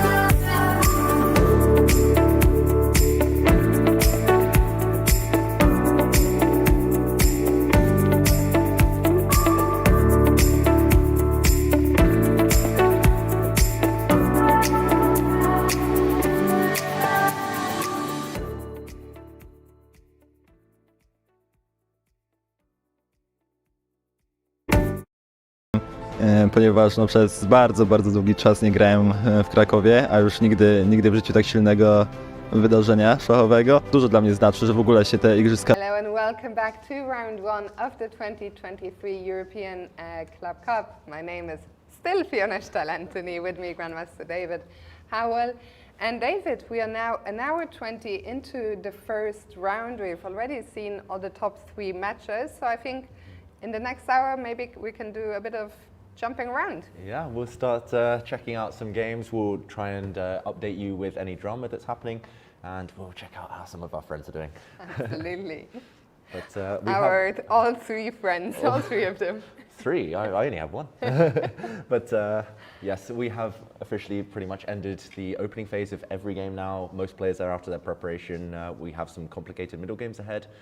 Fiona, should we start with the open section? Yeah, let's start in the open section. As we mentioned, we've seen the top 3 matches. So maybe we go to board 4, where Anier, the French team, is taking on the Slough Sharks, the English team with their legendary long-time captain Ben Purton on the bottom board. Yeah, shout out to the Sharks, one of the most popular teams in the UK, and a very successful team as well, who've been consistently doing well in both the Four Nations Chess League and in the European Club Cup. And this is the top board right now. We do have Haik Matirosian as white here, and as black it's Harry Grief, a former British champion.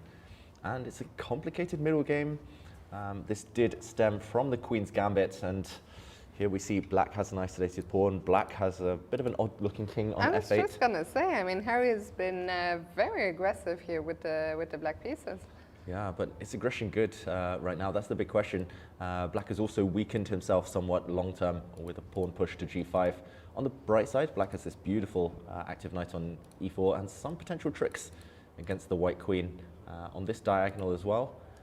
I guess here, with black to play, Harry is calculating some knight jumps. I don't see anything that's too productive right now, jumping out to attack the white queen.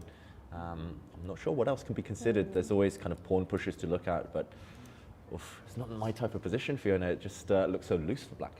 Yeah, and of course he's playing a very strong opponent in Haik Martirosian. And there was a question in the chat earlier on, where is MVL? Well, that is actually MVL's team that we are looking at, but MVL, one of the many team leaders who is taking a rest today on day 1.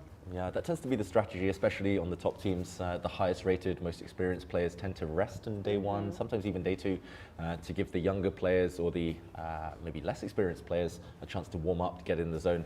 Players like Magnus, Carlsen, Maxime Vacher-Legraf, they play all the time. They don't need You were just commentating, I believe, a match between a certain, between MVL and a certain Magnus Carlsen. That's right, just 2 days ago, and I might not get a day of rest, but earned one. They've earned that right, and they will come in, most likely tomorrow.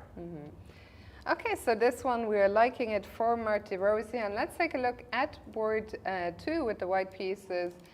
Peter Robertson from England playing against Jules Moussard.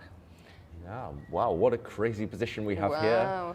This did come from the Sicilian defense, and maybe just to show how we got here, we'll go very quickly through this opening. We started with a normal Sicilian, and white played the Carlsen variation of the Sicilian. This idea of bringing the queen out very early. It looks like a beginner idea. The logic behind it, the white queen drops back to a square that blocks her bishop, but this bishop has other ideas. It wants to develop on this beautiful long diagonal, but the downside is that the queen continues to get hit. It goes against conventional wisdom to bring your queen out too early, and black trying to punish here. Jules Moussard, former French champion, and utilizing this pin, of course, black and white castles. Well, both sides castle, and black is really aggressive here, Jules. He's got a big threat of bishop takes pawn. This is defended, but he reinstates that threat against the pawn by bringing his queen out.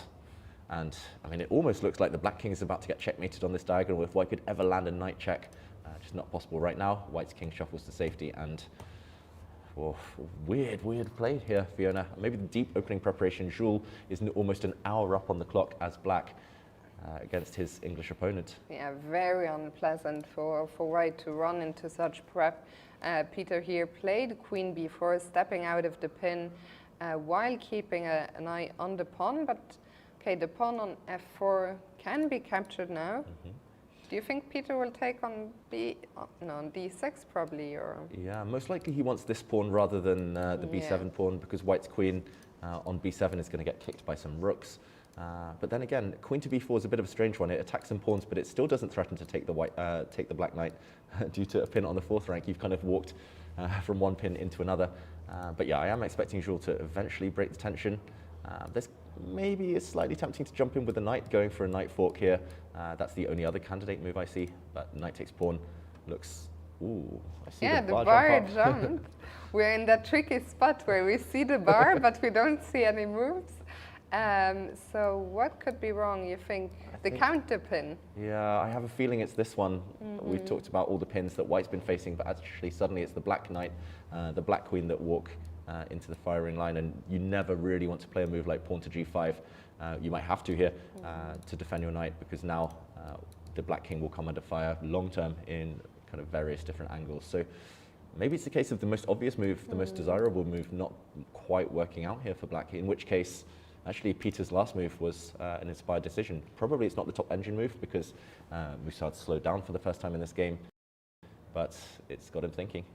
He survived the opening in some form or other, Peter Robeson, and he is a time trouble addict, so he's been in this position before. I remember once playing a game against him, I think by move 12, we both had 30 seconds left. I remember it well, I think. I blundered my queen a few moves later and managed to hold a draw. That's Peter Robeson, strong player, an upset, but the clock situation not in his favor. Very experienced. I would say also a little underrated. Definitely. So yeah, this one, very, very exciting game. I'm curious to see what Jules' next move is going to be. For now, let's move on to board 3. Grigory Oparin against James Morby. Yeah, and Oparin these days, I mean, he's a very strong grandmaster, lives in the US, and I believe has been seconding Hikaru.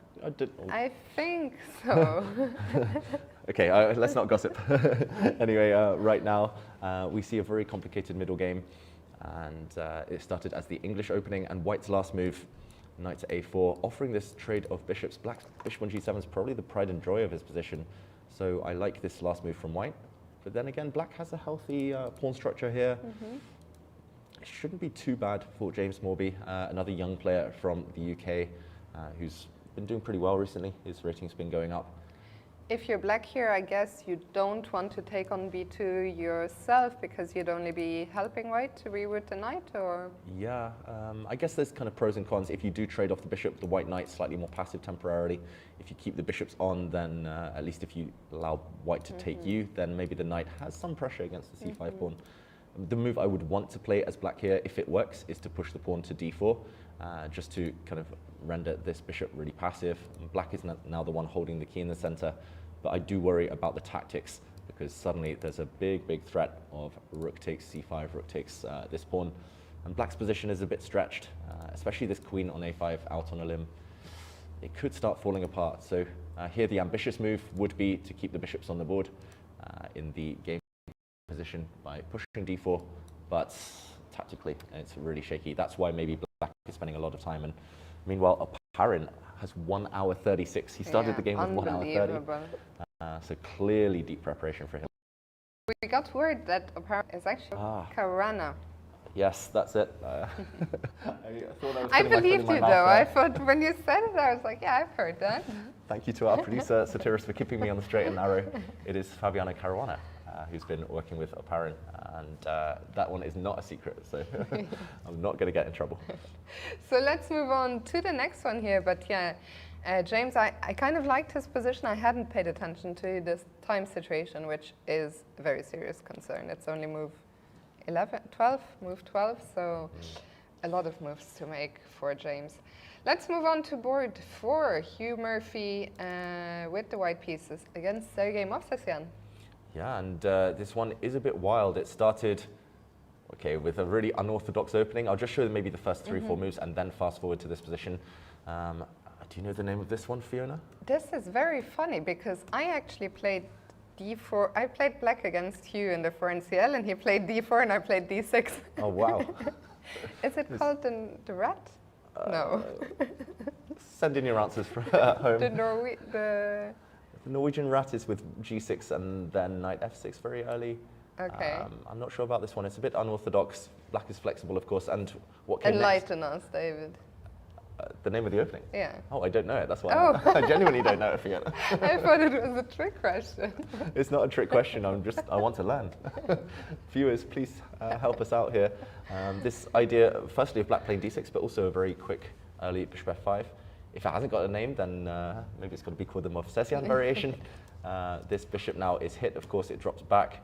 And now white's knight drops back. And it's basically like a Philidor, yeah. but black is mouse slipped with a bishop on d7. He's actually gained a move here, black. And normally the knight would want to be on this square, but we did see a trade. And okay, now both sides fianchetto. And let's fast forward to the current position. And okay, I'm going to pretend I haven't seen the evaluation bar, which says this position is extremely good for black. But it is logical here. White has this ugly pawn on f3. You kind of want to retreat it because now your bishop is blocked and your king is open. And that bishop on g7 is an absolute monster. And this knight is coming into a nice juicy hole on the e3 square. There might be some pins, some hits on the white knight. It feels like Movsesian, who's of course a bit of a legend, feels like he's worked his opening magic here. Yeah, this one looks very tough already, I would say, on the brink of being lost for white.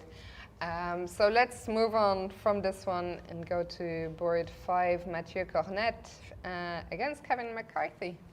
Okay, and here we see this game. It started, I think everyone at home can tell from the pawn structure, with black's pawns on e6, d5, white's pawns, meanwhile, on d4, e5. This was a French defense.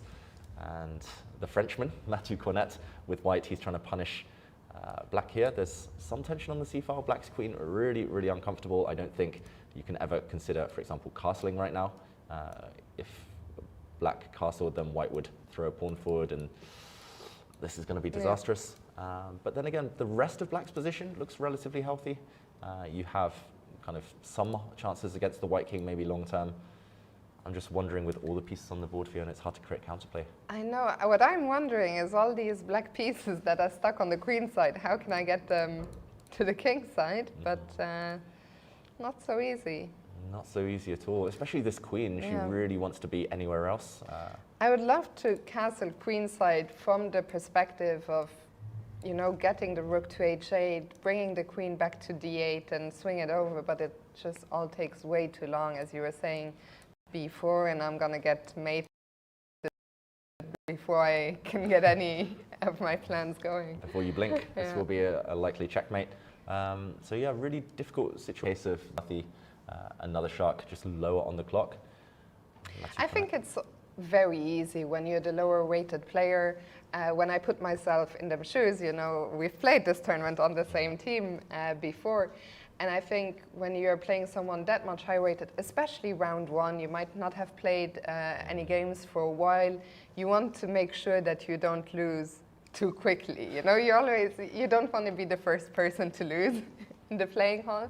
And I think that often prompts that long time usage just to double check, triple check. You're not trusting yourself, and you're of course playing, you know, formidable opponents. So literally the story of my life here, and I spend like 30 minutes in the opening, even if I know what's going on, just because I'm terrified of mixing things up, blundering. And yeah, this position is still roughly in the balance, but it is definitely pressure on black to come up with a plan.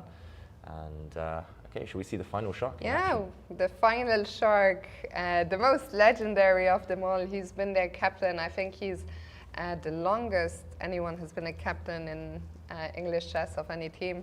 I kind of butchered that explanation, but hopefully people understood what I was trying to say.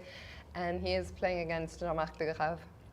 Yeah, and wow, talking about clock times and players being ahead and this kind of time imbalance. Wow. 1 hour 38. He's gained 8 minutes, Ben Purton, since this game began. We're on move 25. So he's played pretty much 16 moves instantly, or a lot, maybe even more than that. And wow, the current position, I would say roughly level, but black has the upper hand here purely because of this target in the center. Black is the one keeping pressure on the e4 square. White's knights are really tied down, defending the square. Also, black has simple plans. At some point you want to, you've got to be a bit careful about it, but you want to double up rooks on the c-file. This white knight as well, hanging in midair, cannot be defended by a pawn. It makes you wonder, right? Because in general, when we see a player who's blitzed out all his moves, it tends to be all preparation. But here, Ben, with the white pieces, in general, if you've blitzed out everything and you're white, you don't see the bar being into your camp. So I don't know if, if the clock times, are correct, although they seem to have been correct so far. If there's a bit of a bluff by Ben going on, what do you think? Let's just say I know Ben pretty well. He's a very strong, very dangerous blitz and bullet player, and he really does trust his instincts. He likes to walk around, check out some of the other games sometimes as well. I think he's just enjoying this moment, of course, and here we go. His opponent is preparing to double up rooks. Black is in charge in this one, but never write Ben off. He is capable, especially if his opponent makes a mistake. If all the rooks disappear and white can hold the e-pawn, still chances of a fight back later. Absolutely. So that concludes that match. I was just trying to take a look at what's going on elsewhere. Is there anything that you would like to see?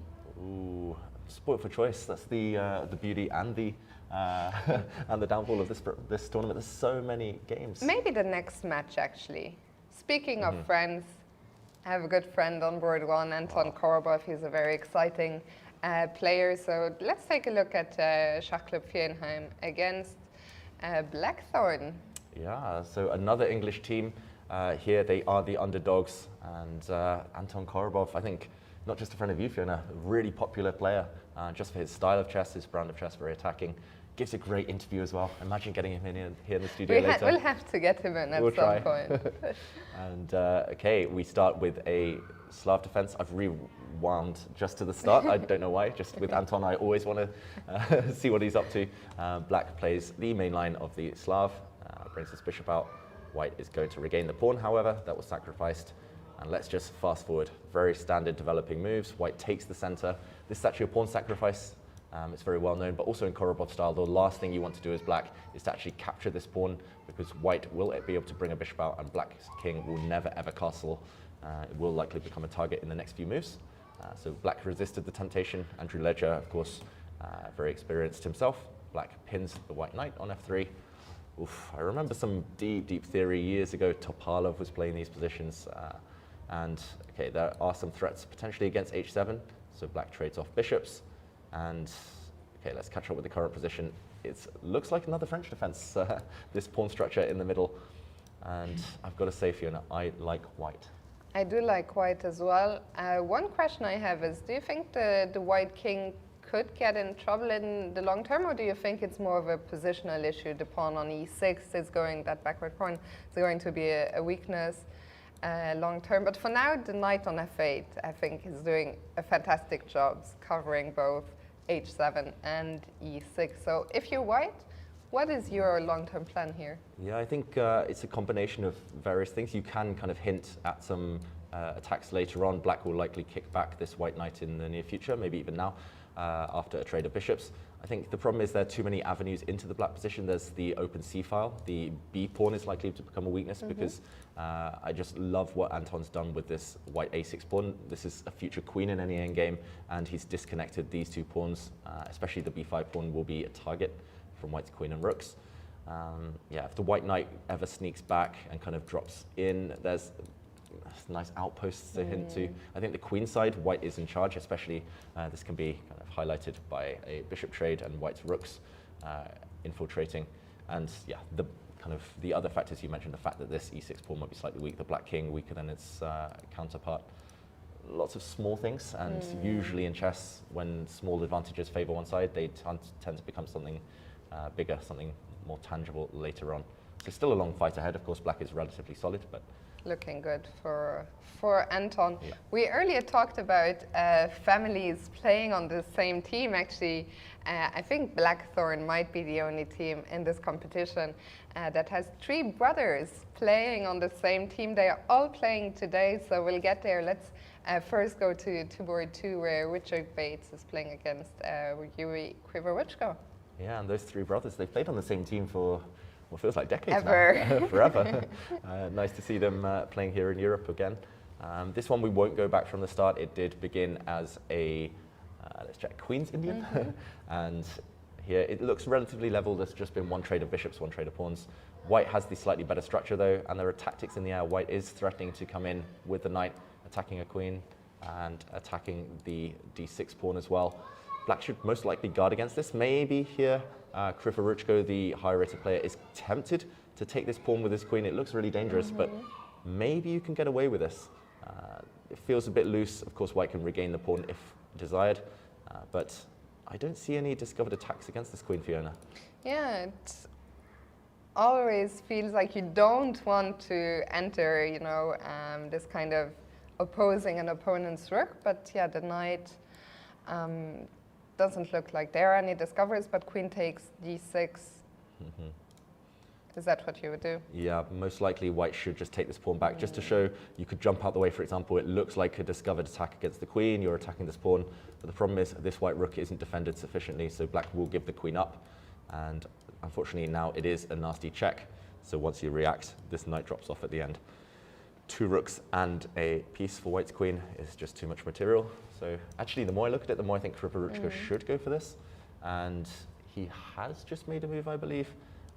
There we go, he has just taken this pawn after a bit of calculation. Krivoruchko as well, from the Ukraine, very experienced player. Yeah, his opponent is too though. Of course, he's the lower rated player. There's 330 points between the two players. But Richard Bates, international master, very experienced. I guess he will take the pawn on d6 now, and this is a battle. Yeah. Times are quite even. I expect this to be a rather long game. Yeah, I must admit, I've played Richard Bates like countless times in my life. Every time I play him with Black, he has a pawn on g3, he has a bishop on g2, and he just sits there and says, come at me, try and beat me. And he's really solid. He's a hard one to crack. So we'll see how he gets on. For now, let's move on to board 3, where we have another Ledger brother this time. It is Dave, and he is playing against Dennis Wagner from Germany. Okay, and this position looks quite wild, looks quite wonderful. White's last move, rook to a2, is a typical idea in these positions, swinging the rook across. It was actually something that Ding did in one of his World Championship games recently against Nepomniachtchi. But yeah, it looks like with pawn to g4, White's rook swinging across. Clearly Dennis Wagner's in an aggressive mood. White also has the extra pawn in the center. This kind of central pawn mass looks relatively flexible. And White has the bishop pair. But Black is solid. Black has maybe the better pawn structure. If we, for example, we see a trade of knights, I'm not sure Black will rush into this. Now White has doubled pawns. Long term, Black doing well.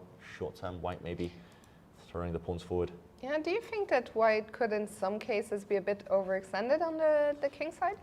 Definitely. It's a fine balance if this position explodes, if there are too many piece exchanges actually, especially if all the white bishops are exchanged, then this king could come under fire. But yeah, it looks like he has just enough control for now. There are some famous games throughout chess history actually with this pawn structure.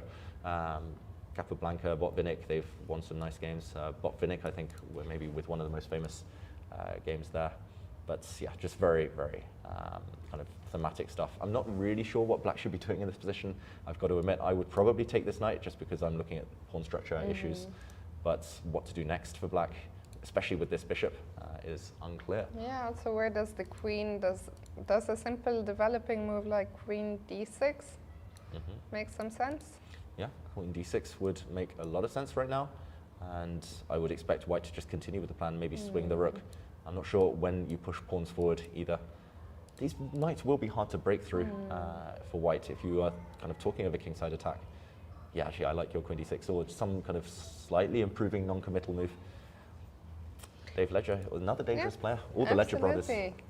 We'll see what Dave comes up with. For now, let's move on to board 4, where actually I didn't realize he was playing here. Our good friend Chris Duncan with the white pieces against Sergei Fedorchuk.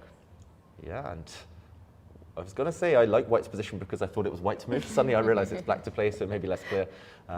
White, of course, wants to line up. This Black queen looking really awkward. Black's queenside piece is not developed, but White does have these pawns which could become a weakness if Black is in time to activate. So I'm wondering whether Black can already start pawn hunting, maybe bring the queen into the center, hitting this pawn. Things could get really sharp in this game because, again, it always is when one side's doing well long term, kind of the other side has short term dynamics. After queen e4, does White have to give up the pawn, or can we hold on? I mean, Bishop c4 Yeah. doesn't look like a move you want to make. Bishop c4 might allow the black bishop to come out and pin, and if this knight is ever removed, then black has attacks against the bishop on h4, the pawn on d4. Yeah, it feels like this one, I think, just in terms of kind of move by move, is favouring black. But queen e4 could be a key move. If black is lazy and just doesn't calculate, brings the knight, then suddenly the black queen's in huge, huge trouble. So I'm expecting Fedorchuk to go for this. Pretty much process of elimination, you have to be active. And then what do you think white should do? Because I don't think Chris should go bishop c4. I don't see another move to hold on to the pawn. Yeah. So how do you create counterplay here? You put me on the spot, Fiona. It's not easy. Maybe a Fiona attack. Yeah, maybe an attack, something to do with the black king on this diagonal. It feels like you might have to play for compensation, maybe just give up the pawn, and maybe this isn't the best way to do it, but it's hard. If we could again get one more move, attack the black queen, we have chances, but black is coming very quickly with the knight, with the bishop. Oof, I think Fedorchuk is the favorite in this one, if and only if he plays this move, queen to e4. Okay, we'll come back here in a bit, see if that's what he chooses to do. For now, let's go to board 5, Sébastien Mazet against Jonathan Nelson. Yeah, one of your friends on every board at this point, Fiona. Too many friends. Too many friends in the chess world. More than me, at least. And yeah, right now, it is actually almost a kind of well-known theoretical position here. It has come from another French defense. Before the first break, pretty much every game was a Sicilian. Now it seems to be a French defense, or at least a French pawn structure. These pawns do signify that. The big imbalance here is that black has doubled h-pawns, which could be a bit of a target, and white's knights are coming in very quickly to a nice central outpost. White's last move was indeed knight to e3, and the knight is coming around.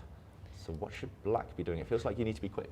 Yeah, to be honest, I'm shocked that the computer seems to think this is roughly in the balance. I'm not a French player, but You're a Luxembourgish player. Sorry. That was terrible. Oh, the dad joke. Okay. Yeah. Carry on. Moving on Save me. swiftly. I don't like, visually, I don't like black's position. Of course, the pawn structure has been damaged. Black has the bishop here. What I wonder is what do you do? Can you ever try and utilize the g-file? Can you ever step the king out, bring a rook to g8, or do you just maneuver the knight, maybe via g6 to f4? There's a lot of plans, I guess, a lot of maneuvers for black. Yeah, a lot of very tempting plans. I'm also quite attracted to just bringing the bishop out, trying to get rid of the defender. This knight holds the e4 pawn, and if the d4 pawn, sorry, and if the d4 pawn ever drops, white's position collapses. I guess after the bishop comes out, white would immediately rather trade the bishops than the knight, and white's knight becomes quite strong. So yeah, I like all of your plans, Fiona. Maybe this one as well. Just not only jumping into f4, but also stopping white from using the e5 square. It looks like a success, though. I have to say, the more I look at it, when we arrived here, I thought, oh, I don't like it, but the more I look at it, the more I think, okay, black actually has a lot of interesting plans. So good on Jonathan Nelson, who's putting up a great fight against Mazet. And finally, let's go to the last board. We have another Ledger brother for Blackthorn. This time it's Stephen Ledger, and he's playing against Fabien Libisevsky. Wow, and it took me a moment to realize that black had doubled f-pawns here. That's a bit unorthodox. White Where did this come from? A Trompovsky? Yeah. And quite a rare guest. Yeah, just let's show this, just the first couple of moves to show this pawn structure that we achieved. So second time we've actually seen this exact kind of variation of the Trompovsky with c5 today. This time, earlier we saw, I think, Maria Mozichuk take with the g-pawn. Here we see Fabien take with the e-pawn. And okay, later we saw this structure with black being saddled with an isolated queen's pawn. If we fast forward to the game position, yeah, it feels like black has got some initiative on the king side, but white is rock solid there. White has a beautiful knight, a blockader on the outpost. Again, I don't see any reason for Stephen Ledger, the lower rated player here, to be unhappy. I'm a little bit worried, if I'm white, probably just about the king, but then I look at black's king, of course, I guess at some point will tuck away in the corner on h8. Yeah, and I guess right now with black to move, maybe some kind of, you can tickle this knight on f3, which is slightly loose. I think white would love to just retreat this pawn back to g2 right now. Then it would be impossible for black's bishop to ever come to life.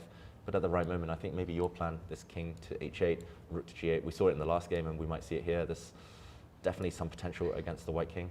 Another issue I have for white is the white pieces. I mean, the rooks are perfectly placed on the central files. The knight, as you mentioned, on d4 is a very nice outpost. The other knight is protecting it. But how do you continue? I mean, the pieces are all well placed. I would like to improve the bishop from e2. I don't know. I would love to drop it back. Can we do that, actually? Yeah, it's black to play right now. I think that's maybe why I was tempted to try stop and, that. Yeah, bishop to g4, for example. Now you cannot drop back the bishop, of course, because after a trade of knights, black will win something on this diagonal, either the knight or the rook. So, yeah, it feels like a critical position on the next few moves. I said I didn't see any reason for white to be unhappy. The more I think about it, you're right, just lack of plan. Often it looks fine visually, but just can't improve the position for white. Bishop g4, or we're expecting king to g8, king to h8, followed by a shift and an attack for black. Yeah, I think this one right now in the balance, but I think things might turn here. But we'll see what happens. We looked at 2 games from the Open. Shall we pick 2 matches from the women's? This time I'll let you. I was going to say I'll let you choose, Fiona. Again, we're spoiled for choice, so many games. I would love to check back in actually on the local team to see how they're doing. Just very briefly. Absolutely. So let's go to board 1. I'm not going to try and pronounce the Icelandic team name. Go on, again. I dare you. You did well the first time. Tafleflag. Actually, I did better the first time. I think the first time I just rolled with it. But they're playing against Toita. I don't know, do we have any Albanian people in the audience? Ooh, Is it pronounced the team name as Toita? Or? Teuta. Okay, Teuta. Okay. Thank you. Thank you so much. So the local team, Teuta, with Antoaneta Stefanova on the first board. I think it was board 4 you were interested in. Sorry, I was carried away. I saw during the break this image, and the youngest player, I believe she's 11 years old on board 4, really talented. During the break, she was swiveling a piece in her hand, like Boris Gelfand style, like an experienced pro. And she has been playing like an experienced pro as well. Look at the bar. This is the highest. I've always, for 3 years, I've waited for me to be the one to tell you, look at the bar. You can't escape it, sorry, David. And I was going to say what bar, because I couldn't even find it. And suddenly I realized it's all up in white's direction. And yeah, we just do a quick count. You caught me there, Fiona. We do a quick count. White is 1 pawn up. It is likely about to become 2 pawns. And not just that, but white has infiltrated the 7th rank. There's going to be a big attack. The g7 square is permanently vulnerable. I think right now she's calculating here Island, I believe. I think the game, no, sorry, for a second I thought the game was over, but I think we just saw a game come in, sorry. Yeah, no, I mean, it might work. Oh, is it? No. Ooh, No, I she's think adjusting some pieces maybe? she might sense that the end is near. Let's Yeah, let's so, catch up. Looks like there might have been a few more moves than we have right now. Okay, I need help here with the camera. It looks like rook takes pawn has been played. There's a queen on h5? No, there's a bishop on h5. How did this? Wow, okay, I'm going to guess here that black brought the bishop out to g4. Okay, I think I have grips on the current position. We might actually see a resignation any moment, as the Icelandic player here doesn't look too enthused by her position. So we did see rook takes pawn, and a bit of a tactic here by black. A nice spot, bishop to g4, attacking the rook, trying to tempt white into taking this bishop, but it is poisoned. You cannot lose. Suddenly look at the bar, Fiona. Queen takes pawn, you cannot lose control over f2. The white king would be put in the corner and a back rank checkmate. This would be a disaster for white right now, but of course this bishop wasn't taken. Feels like the youngster here is just spotting everything, spotting all the tactics. She blocked the attack on her rook. She forced her opponent's bishop back, and now rook to d6. I think this is a clincher. Where does the black queen go? No squares you can use, no safe squares, because you have to protect the g7 pawn. I think we should keep this camera view on. Maybe we can catch up with the other boards, but yeah, basically the queen is going to drop. There is no way to move the queen and keep an eye on g7 at the same time. So I'm with you. I think that's why we saw some movement on the board, because surely the player with the white pieces, Eileen and Reko, you looked up her age during the break. She's only she's 12. young. 12 years old? Yeah, I think she's born in recently. It was 2012 she was born. 2000, So, yeah, maybe, no, I believe 11. 11 years old.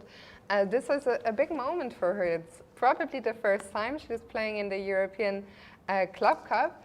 On paper, she is rated more than 1,000 points lower than the rest of her teammates, and for her to bring the first win must be a very special moment for her. To be so young. No, impressive stuff. And yeah, big attack, just an opening trick, and she got this decisive advantage, never let it slip. Absolutely, very impressive game. Shall we quickly check in with some of her teammates, or do you want to move to another match? Yeah, maybe just a brief overview of this whole match, and then I'll let you choose where to go next, Fiona. So we did check in on this one a bit earlier, between Johansdottir and Stefanova, and okay, we've only had 3-4 moves since we were last here. We left it when Black had just played a5. We mentioned that Black would likely throw pawns forward on the queen side, preempting, or at least hoping that White will castle on that flank. White was doing the same on the king side, hoping that Black will castle on this flank, and surprise, surprise, neither side has committed their king. So White blocked the advance. You're not the only one with commitment issues. Yeah, I mean, I hope I'm not. So this bishop really well placed. White keeping the options open, now advancing with the h-pawn. I mean, look at this. All of the rook's pawns now have pretty much moved forward. Very modern chess here. And White going for some kind of pawn storm, f4. Black's played knight to f6, and rather than react, White had commitment issues with these pawns this time. I guess if the pawn moves forward, then Black has a nasty, nasty threat of bishop to f2 check, protected by the knight. So instead, a counter-attack on the Black bishop. This is a really high-quality game, I've got to say, like really creative stuff from both players. Knight e2 threatens this bishop, and you've got to be careful. If you take this pawn, you might just get trapped. Oh, the bar didn't like that one, but this would be really risky stuff for both sides. And I have to say, very impressed by Johanna's play with the white pieces. She's rated, you know, almost 450 points lower than Antoinetta, and she's putting up a great fight. She's up on the clock. She's got a very messy position, and it's something we talked about at the start of the show. When you're much higher rated, the much higher rated play, you always prefer to have things under control. What you don't want against players much lower rated is a mess, like the one they have here. Exactly, because once there's a mess, doubt starts creeping into your mind. We're only human, all these players, even the top grandmasters in the world, and they want to be respected, they want to be feared, they want negative decisions from their opponents. But yeah, right now Black has just taken a pawn, so Stefanova defends her bishop. She really wants to grab this pawn next. This g-pawn would be priceless at this point. I'm expecting White maybe to just capture on d4 first. You've got to be a bit careful with the move order, and after a trade now to step forward with this pawn. Next move, oh, the bar's hating my decisions here. I mean, I'm surprised. Next move to take this pawn. Because to my human eye, can you ever just grab on b2? Yeah, maybe that's the problem. Maybe I messed up the move order. So White has to be really careful here after pawn takes pawn. Perhaps it's the other way around. This move order first, attacking the knight. Oh, it's a wild position. Just one slip from either side, and this could go wrong. Now, for example, if the knight moves, reacts, maybe now this decision to trade off pieces, and Black can go pawn hunting, but White might be happy that the positions become open for the bishops. Either way, it's wild, and as we should see with the evaluation bar dropping after all of my moves, it's so easy to go wrong. It's very tough, right? And it also, for me, it's always a reminder. When I sit at home and I watch a game, I have this very bad habit of just looking at the bar and looking at the engine moves, and then when you sit at the board, it's a completely different game. Things just feel blurry at the board. Here it's so clear. We have the bar. We know what's a blunder, what's not a blunder. But we don't know why. Well, yeah, we don't know why. Just but we know. We know. It's far easier to call and sit here, of course. But yeah, right now it's been really well handled, the opening, I think, for White. But okay, let me check. What should white be doing? Oh, I didn't even realize. I can turn on the computer. Like magic, I know what the best move is for white. And it's not an easy one. Bishop takes e4. Wow. Okay, now I'm going to revise my opinion and say it's tough. It's extremely tough for white to find that move. The reason is that I was skeptical is because this pawn simply drops, but white would have some compensation here by simply ignoring the tension and castling, not castling queenside, playing bishop to c3. Okay, this is really difficult stuff. Compensation with the bishops. You might wreck the black pawn structure next or regain your pawn on g7. But it would be very tough to spot. Exactly. Let's turn off the engine. Yeah. It's putting me to shame, making me depressed and sad. So yeah, a really wild position, and Stefanova at least giving her opponent a difficult choice. Absolutely. Let's see. Do we have a result on board 4? No, black is still thinking. So let's very quickly update boards 2 and 3. Yeah, and these are far quieter positions. This is currently board 2. Earlier we weren't able to access this game, and it did start as a Caro-Kann defense. We see this infamous Carlsbad structure, white with a nice pawn chain here, black with a nice pawn chain here. And right now I would slightly prefer white's chances just because it feels like you have control over this diagonal. You can kind of maybe later switch to attacking on the king side. White has a nice path into the center. And there is the resignation on board 4, and we actually have what I believe to be the first result of this European Club Cup 2023, and the victory comes from a local 11-year-old player. Congratulations to Eileen Ndreko. My excuses if I'm mispronouncing the last name, but she played a fantastic game on the top board. First win for Team Teuta against the Icelandic team, and what a special moment for her. A special moment. She's taken it in her stride. Impressive play on the board, impressive twiddling of the pieces between moves, and yeah, clearly a big future ahead. A great start for the local fans. Absolutely. What a nice moment to witness. On camera we see the players just grabbing their score sheets, and I'm sure Eileen must be very excited. We see her. She's looking very composed, you know. I think when I think back to me being 11 years old, I think, you know, I would be jumping. I'd be running out of there, like high-fiving everyone. And yeah, of course, maybe she's got her eyes on the next few rounds. Absolutely.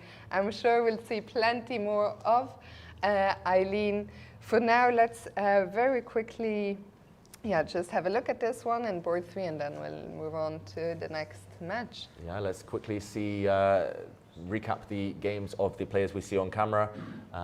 We have 2 Polish players sitting next to each other there. Monika Soczko on board 2 for the Toyota team. Toyota. Oh, wow. You take the team names. Teuta team. Fiona. It looks like a small advantage, small but stable advantage for white. The knight is coming into the center, and this looks like a favorable version of this Carlsbad pawn structure.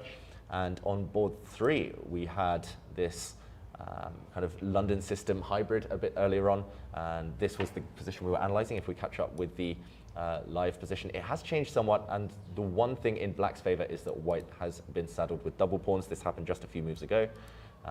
Here, black did take a really opportunistic trade here because this bishop on e2 is overworked. It needs to defend this pawn. Bishop takes bishop would lose a pawn, but maybe this was the lesser evil because after a recapture, black now permanently has targets against the white king. And going in now, watch out for pawn to e5 and the black queen swooping. Looks dangerous. It looks very dangerous. If you're white, you would love to be able to drop the bishop back to f1, but you can't. Again, the bishop is overworked. It has to keep an eye on the pawn on f3. It's not just a pawn, it would be a fork on the king and rook. And I have to say, I think it's going to be very difficult for white to defend this. Yeah, I think it might be desperate times, so you will need desperate measures. A move like king h2 just to defend this pawn. You cannot allow the black queen to ever join the action. So we look, well, we can see on camera right now, Karina with the black pieces, pretty confident. She was admiring her, her teammates' play a moment ago. And yeah, great start to this match. Fiona. Absolutely. So what I wanted to check in the women's is a match we have already seen, but I thought the games were so exciting. It's on board 3, the second seed Super Chess against the Italian team Pedone Solano. Okay, and do you have your eye on any particular board, or should we do a quick overview? Yeah, let's do a quick one. Board 1 looks, that was the end game or middle end game. I don't know, would you? Let's call it an endgame. Let's call it an end game. We have no more queens on the board after all. We liked white here. I don't know if too much has happened. Maybe we just take a quick look at the live position before. Yeah, white just defended a pawn, black centralized, and okay, the tactics arrived because black parked 2 pieces in the center, and it's a bit of a shaky kind of setup here for black. And okay, black was the one to press the chaos button, playing h5 right now. I think just afraid that if the white rook ever activates, if we see a trade of pawns, then white's pieces come to life. Pawn to h5 is a sacrifice, and the whole idea is this skewer hitting the bishop and maybe the pawn behind it.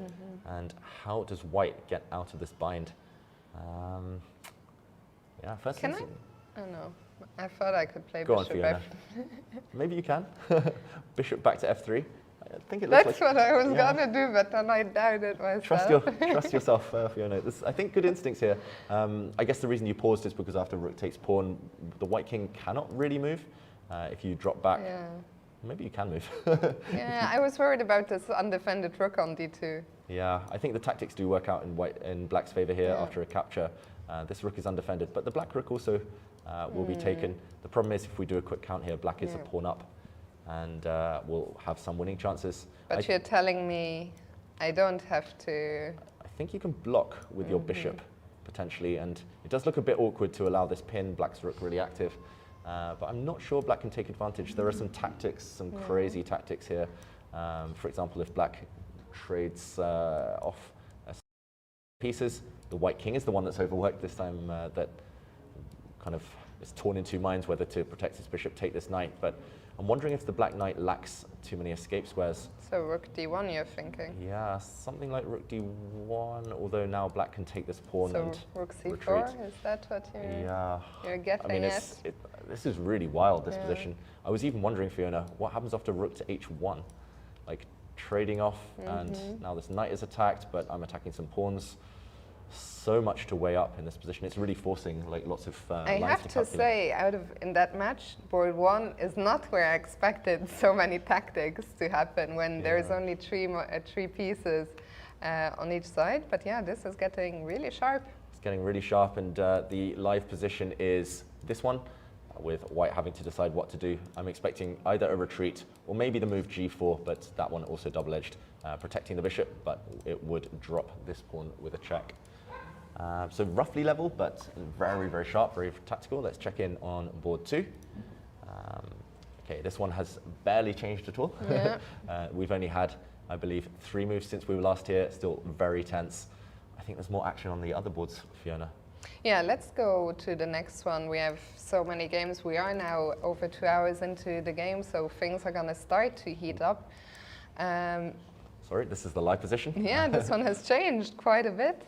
This one has changed. So earlier we saw it around here when black was deciding whether to trade queens. The queens did come off, and if we fast forward, the live position, still level material, but this must be all about the activity of white's pieces. These 2 white rooks look beautiful. Watch out for a switch of focus, and this pawn simply falling. Yeah, I mean, this bishop really, really well placed right now. If it's ever captured, then it's only replaced by an even stronger knight. I mean, there are rook checks all over the place. White's rooks are infiltrating. This looks actually strategically almost winning for white in the current position. Yeah, so from what we've seen so far, looking promising for Super Chess. I love this position. I think this is your dream. This is, for any grinder or for any endgame connoisseur, this is the ultimate dream right now. Full control, slightly more space, targets in the opponent's position, and a big advantage. You know what I'm starting to realize? I think it's the other match that and I think maybe you're trying to guide me towards that. Is that where the games were? The other match? Yeah, the match 2. I think, That's yeah, I thought that was the one you wanted to go to. We will go there just for the sake Let's go to board 4 first. For the sake of completeness, Yeah, because this position I think is the craziest out of this whole match, the game between Superbet and Pedone Isolano. Yes, Pedone Isolano. So let's just do a quick catch up. The current position, actually, this was where we left it earlier, but the current position is this one, and it's changed so much. The center has exploded, and right now white is a pawn up, but suddenly there's tension, a lot of tension on this diagonal, some tricks, maybe some knight jumps later on, just opening things up. There's a threat of a capture and black's rook lining up on the e-file against white's king. I mean, it's tactics galore, and the evaluation bar really on black's side. I think the high-rated player here earlier has done a good job of mixing it up and just confusing her opponent. Absolutely. So I think this match looking good for the favorites. Super bet. And let's return now to the top seeds from the women's section, Monte Carlo, who are playing against Offerspiel. Yeah, and let's start with board one. I think the action's actually happening elsewhere, but board one is really coming to life as well. It's getting complicated. Black has grabbed a pawn. Black's bishop, last move, did grab a pawn. White's just shifted the queen across, so black a pawn up, but look at this structure, Fiona. Ugh, this is not a nice... not nice on the eyes here. I'm shocked that the evil bar is stuck in the middle. The evil bar. The evil bar. If I'm black here, I'm also looking at the king. That's very open. Thankfully, this dark squared bishop, you know, is there to help protect the king. So, but speaking of the dark squared bishop, that bishop is being hit right now. Yeah. I'm expecting it to retreat. I'm not sure whether back to the center or back the whole way in front of the black king, and how this game is likely to go. The white knight will come forward, start attacking. Black would love to trade queens, even if it comes at the cost of giving back the extra pawn. And if this extra pawn disappears, if the queens disappear, most likely white's superior structure will be counterbalanced by the bishop pair. So roughly level according to the evaluation bar, but of course anything can happen while queens remain. Would you take white here? Yes. It feels like less risk for white. Worst comes to the worst, you probably win your pawn back in the center later on. You might even get a big attack along the way. For black, the stakes are higher. You have to defend your king, and you have to somehow survive this middle game. We'll check back in with this one later. Could go absolutely either way, but Olga doing a fantastic job so far on board two. How is Anna Muzichuk getting on? So it looks like Anna, the older sister here, is simply winning. If we do a quick count, it's level material, but it's all about the black king, which has forgotten to castle, and I just don't see any way to hold this to... Whoops, sorry, that was me. That was a mouse slip. Let's... I was thinking, what are those? I think it's a mouse slip. What's that mating attack out of nowhere? Black was going for checkmate. Nope, that was me and my poor mouse skills. And yeah, I was just about to highlight that the black knight is the one that's attacked, and just no way to hold it. If you move the knight out the way, of course, the e6 pawn drops behind. And if you try to defend the knight with bishop to b8, then I'm assuming that white can get away with just capturing. Black is trying to go for checkmate here, but the problem is anywhere the knight jumps out the way, there's no time to deliver checkmate because white gets there first. Queen takes pawn, this is a check, the king has to move, and I'm trying to calculate some tactics Bishop here. b6 is probably the easiest, no? Nice spot, Fiona. I was looking for some dodgy attack, but see bishop a b6. Queen, win a queen. Yep. You were looking for checkmate. Maybe I was looking for checkmate. I was trying to be flashy here, and I wanted to play bishop f6. Okay, the bar doesn't move. But also, which also seems good. It's only because I didn't see your move there. And the idea would be, just simple double attack. White's just too quick here. So I think, game over, unfortunately, for Victoria Ni here in the next few moves. Just brutal. Queen takes c6 next. Okay, so let's move on to board three. That was one we were very curious about. Ellen Nielsen against Sarah Kadem. Last time we saw it, it was just out of the opening stages. I think we'd seen a long theoretical line. And what is going on here? This has changed quite a bit. This has changed, but the evaluation bar says big advantage to white. And I'm inclined to agree. This last move is actually really classy. I've got to say, a really sophisticated move. Black has only one active idea, that's to get the queen out to h5. White now cuts across that, retreating, covering the h5 square, and black is just so passive. Easy idea is to kick back the black bishop as well, and I think soon white's attention will switch to the black king, queen to g4, maybe opening up some lines, and a big target. It's all to do actually, I guess, Fiona, with this strong pawn. Just a real thorn in the black side. Yeah, also we see opposite colored bishops here on the board. In general, what they say is opposite colored bishops favor the side with the initiative, and I think here there is very little doubt about who that is. It is white. The black king is further restricted actually by that protected passed pawn on e6. It will be difficult for the king to make a run for it. So I really like Alan's chances, and well, it looks like Monaco is winning on board 2. Board 1 is in the balance. Here it looks great for white, so board 4 could be very important. Let's see how Pierre Crumling is getting on. Yeah, board 4 could be decisive, and in team matches, having the white pieces, there's a lot of pressure, right? Yeah. Often you'll see some of your teammates struggle with black, maybe slightly worse out of the opening, and you feel a lot of pressure to win. So, yeah, Pierre Crumling, one of the most experienced players on the scene. Yeah. Let's see if she can strike with white. I think our computer is giving us a little bit of trouble. Let's see if it's going to work. Otherwise, Ooh, otherwise we might just have to leave it for later. Okay, I'm trying to switch over there. We'll look back to this one. We'll Fiona. look back to this one a bit later on, but it's still early stages. We can see the preview of the position, but Pia is working her she's what? Working her magic. Yeah, she's working her manager. I don't know. She's she's working her magic. Pia Crumling. She's got her type of position. We'll check in on that one a bit later. It's a long grind, symmetrical pawn structure, but she's well, not many better players in the business than Pia Crumling. What I was going to suggest we do is quickly check back in with the top board from the Open, the top match Super Chess against Rishon Lezion, before going on another quick break. And then when we come back, we're already slowly approaching the first time scrambles. Yeah, that's our favorite part of the day. When players get low on time, we see some mistakes, we see some scrambles. It's so nice, no? Usually, I mean, especially for you, I think. Yeah. It's nice not having 1 minute on my clock and having a heart attack every game.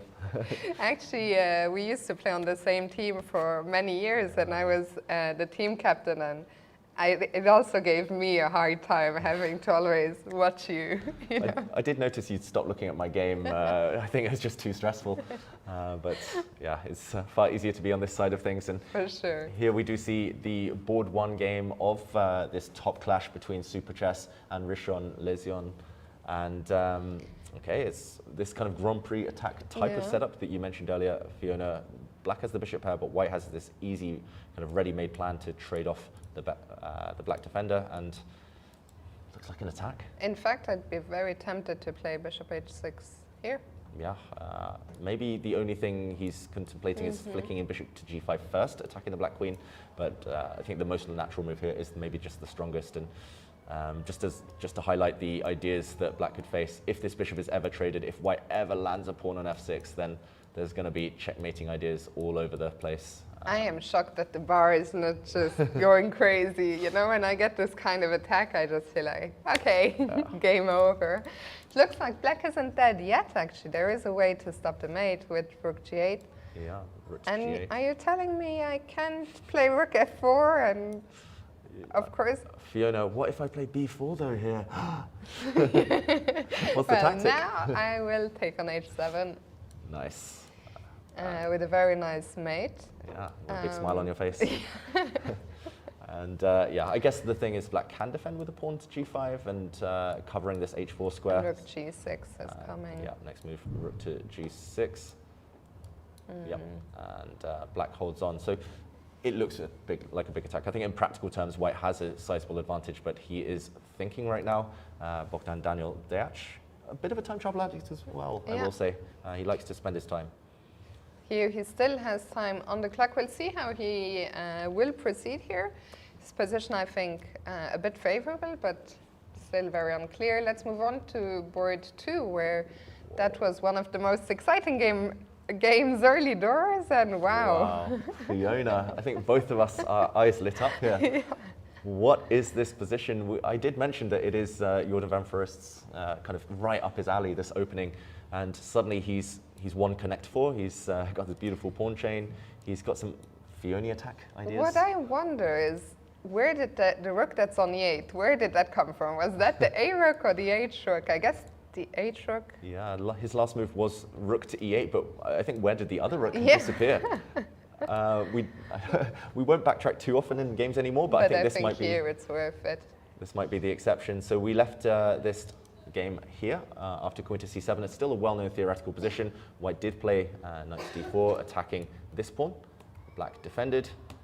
White just develops, and okay, maybe a bit of a bad sign that White dropped back with the knight to f3. He's lost a bit of he's lost a couple of tempi here with his knight. As expected, Jordan Van Foreest did castle queenside. Very kind of thematic idea in this position. It might not have looked like he'd castled in the game position, and let's just see where he lost the material, or where, well, when it's Probably Jordan, gave it up.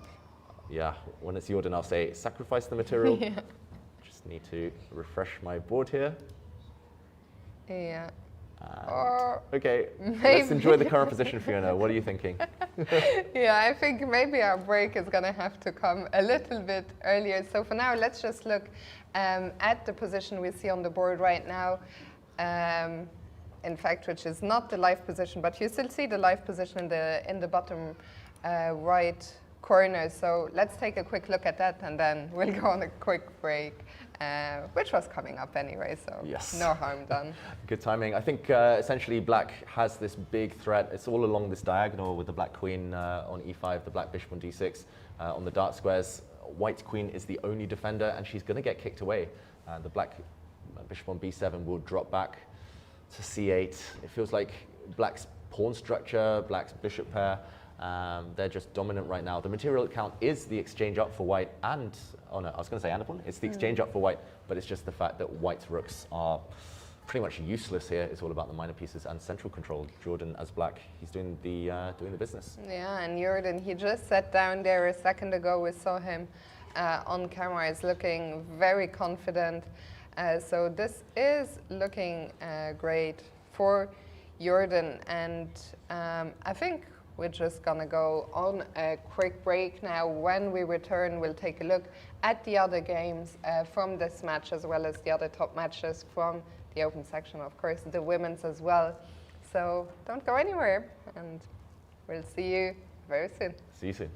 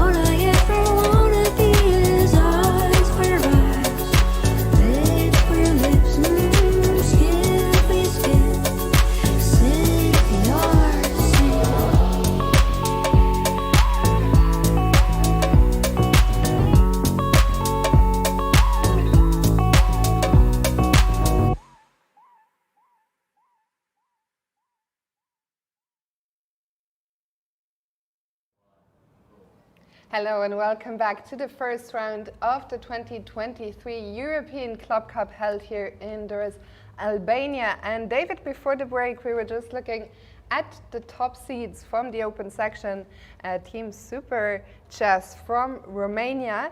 And we stopped at this game where Jordan looks like he's about to wrap things up. Yeah, that's right. Super chess. They are playing some superb chess right now, especially Jordan van Foreest. We left it just here where we were saying that Black's activity on this diagonal looks overwhelming, and I think the last few moves have confirmed this. White lacking a plan, putting a rook on an undefended square, allowing queen to g5, and the offer of a queen trade. Very sneaky actually here from White. White was depending on the black bishop trying to create a skewer, but suddenly some counterplay would have been had against the black king. Instead, Jordan said, oh, my counterplay, my compensation is just too strong. The queens came off the board, and these bishops are just all powerful right now. They're going to take everything in their way. They're going to conquer everything. The white rook had to go back. It was a target on the c1 square, and after a capture, Jordan can actually win this in multiple ways. He can even just really slow play it. By taking this pawn, he can drop his bishop back. He can even start bringing the black king forward. White is totally frozen. There's no real active play to hope for. And knowing Jordan, he'll do something a bit flashy. Yeah, and sorry, I just got distracted there. Looks like we have a result. Is that Offerspiel? I think that is Offerspiel. Let's check board 5 there, I believe. Frode Urkedal with the black pieces against Schouten. Yeah, and we have a result. It was this position, actually the final position, and Schouten has just resigned. If we do a quick count, Black has an extra piece. Black has an extra bishop. I'm wondering how that came about. Wow, okay, it was really blocked up. Black is in full control here, trying to infiltrate on the g file. But here, White just sacrificed a piece. Gave up a piece with knight to e5. It feels like a way of falling on one's own sword here. Maybe it could have been held, just kind of really passive, passive play here, a move like rook to g1, instead giving up the piece, but nothing to show for it. And a bit of an odd finish to this game, Fiona. Very strange. Hard to understand that piece sacrifice, but also if we look at the time situation, maybe White was just getting desperate. Either way, Frode Urkedal getting Offerspiel off to a winning start. We'll check in with the other games from this match in a second. For now, let's complete our look at the top match. So we saw Jordan on board 2, who seems very close to be winning. And I think Fedoseev on board 3 is also doing very well. Yeah, Jordan, just to finish this one off, he's pushed his pawn to b4, kicking away this knight. Next, he'll take this pawn, and these black pawns are just going to walk down the board. This one should be game over. These pawns were made for walking. Yeah, they were made for running in that game almost. And this is Fedoseev, as you promised. Let's jump into this one. Oof, big threat, Fiona. How does Black even stop this? I mean, Black's position is just so sad. Even before we see the specifics, the bishop on c8, the rook on a8, they never moved in this game. It doesn't look like they're going to move anytime soon. As you said, there is a big threat on the board, so Black can only really play. I think Black might just resign in the next few moves. The problem is you can defend with a move like rook to f7 for now, but another check will happen against the black king. The king will step forward, and after a capture of the rook, Black simply cannot take back. This would end in checkmate. Queen to f8 is going to be a recurring theme. And in fact, I think the game is over on board 3, so Black resigned, I suppose, in this position. And Fedoseev getting the top seeds off to a winning start. So let's move on to board 4. Gil Barak against Shevchenko. Yeah, far more balanced position in this one. Black is going on the attack. White is rock solid. But I think Shevchenko now, he's lost patience. He's really going for it, and he looks justified. The black queen on a nice diagonal. Look at the time situation. We told you guys before the break that the time scrambles are approaching fast. We're still 1 hour away from the time control, but some players, as we can see here, already very, very low on time. Yeah, I know who has that extra hour in this game. Shevchenko, he could just sit there for an hour now. But move 40, a distant dream, I think, for White at this point. 6 minutes to make 17 moves. I'm used to that, but It is possible, but it's very difficult Yeah. when you are the one under pressure and your opponent is as strong a player as Kirill Shevchenko. yeah, especially if you're playing a higher rated opponent, it is terrifying. These scenarios. I think white should be okay here if he's accurate. I'm wondering whether you bypass the black pawn, whether you trade off at least once and try to bring the white rook across to defend. For example, you could just step your king. You've got to be a bit careful here. It looks terrifying, actually. Yeah. This is where, I mean, you need more than 6 minutes Yeah. to survive this attack, and he's burning some of that time now. I think Shevchenko's timed it well. His opponent's clock ticking, and then he goes for it. And despite the evaluation bar being close to the middle, I think big practical chances here for black. Absolutely, and let's move on now to board 5, Nisipiano against Repstein. Yeah, and Nesipiano, with the white piece as the high-rated player, he's been able to kind of imbalance it slightly. White's knight is coming forward to hit the black queen. Just like in some of the early games, white has somehow installed a pawn on the a6 square, and if this a7 pawn ever drops in front of it, white is going to have great chances. But I like black's last move. He's saying, if you're not careful, I might just get greedy. I might take your pawn off the board.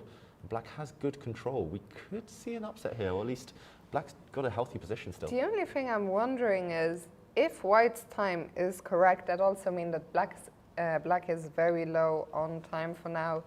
We don't really see black's time, but that could be an issue. But he's been doing a great job, especially with the black piece. It's such a tough task against a player as strong and experienced as Nisipiano.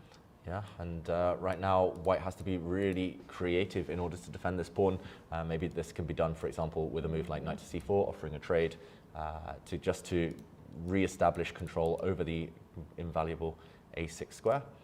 And yeah, for example, if a trade of knights happens, maybe white could even contemplate taking with a pawn, getting rid of black's most valuable piece in the center.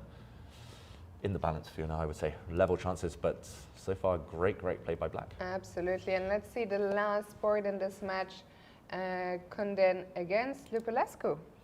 Yeah, and this one, doing a quick material count, currently white is a pawn up, I believe, and black has some back rank issues to deal with. For example, after a queen trade, you cannot get greedy and take a piece either on f2 or d4, or maybe, yeah, I was going to say you cannot. There would be a check, and black could block. This is the one thing. The evaluation bar goes all the way up in white's favor. But you take. Yeah, I guess you simply take this knight, and there would now be a back rank checkmate, just to show the dangers awaiting black. So why does the engine prefer black's chances right now with the king vulnerable? Maybe it's just a quiet move, such as the one Lupulescu's played, just controlling his back rank. Still loads of tension on this diagonal. Maybe it's just too many threats. Knight takes knight is a winning threat, knight takes bishop is a winning threat, and you can never move your knight in the center because the white bishop on f2 would be captured. I always think it's so instructive to see a move like bishop d7 be the best move, probably the best move in the position, because there is so much tension, as you mentioned. There are so many pieces you can capture, and to see that sometimes the best thing you can do is just complete your development, make sure that back rank is safely guarded, and only then launch the operation. So I think a very nice learning moment here. Yeah, especially a pawn down, just playing a really calm move, really instructive. And Lupulescu clearly has calculated his way through these choppy waters, likely to regain the material, maybe with some interest. So black in the driver's seat here. And well, that concludes our look at match 1. Maybe we can check in with Offerspill. We haven't been there in a while. Yeah, we just saw that one result with Urkedal on board 5, meaning the Norwegian team are in the lead. But Super Chess 2 points up, Offerspill 1 point up. It feels like the favourites are starting to kind of turn that into a score. It always feels like we're now at that 2.5 hour mark, 2 hours 40. I think, I don't know, I guess your experience is the same, that we're in the playing hall. That's when the first results start coming in. When I play someone really much higher weighted, I always feel, okay, 2.5 hour is like the kind of time that I would like to. I always think if I make it to the 2.5 hour mark, that's okay. And for the captains here as well, a lot of the teams have brought captains with them. Often they can chill. They know the opening, the players will be playing their preparation. But when the clock ticks down, starts ticking, yeah, that's the golden moment to come in and support your players. And let's go to Offerspiel. Fiona, what's happening here? Are we about to see a big shock, a big surprise? Raunak Sadhwani, the young Indian prodigy, he is maybe losing this game. I don't even see an evaluation bar. So it's gone all. I mean, unless the evaluation bar is broken. Okay, let's look at the most tempting move, at least to me, which is Queen H6 check. Patsa sees a check, gives a check. King has to step to G8. And now, this is where we need the finishing touches with there's white. so many tempting moves, no? There's I guess too you many. want to take on G6. I want to, and I think we should, Yeah. because we have the opportunity to sacrifice white's pieces. Of course, Giselle Lopez here will think twice, but just doing a quick count, 1, 2, 3, 4 attacking pieces. 3 tends to be the magic number. Black only really has 2 defenders, so knight takes G6. Let's check it out. The bar doesn't react. That's good news here. Giving another check, sacrificing a rook. I think black has to take. If you have a run, then at the very least white regains the material. Okay, this looks like checkmate, but how does white kind of end this now? Where's the killer blow? Is it just as simple? Rook G1, Yeah, but now black does have the opportunity maybe okay, to at bring least a the plot. bar is working. The bar is working, so we can confirm white is winning, but you have to be careful because Yeah. now a check would be blocked, and suddenly black has sufficient defenders, so white can't slow play it. That means it has to come with checks. It has to be an initiative, forcing moves here. Another check. Now maybe it's time to bring the rook into the game. Oh, the bar still says it's winning for white, and oh, how to Where finish. is the killer blow? I would love to get the bishop into the game on H5, but maybe that's a bit too slow. Yeah.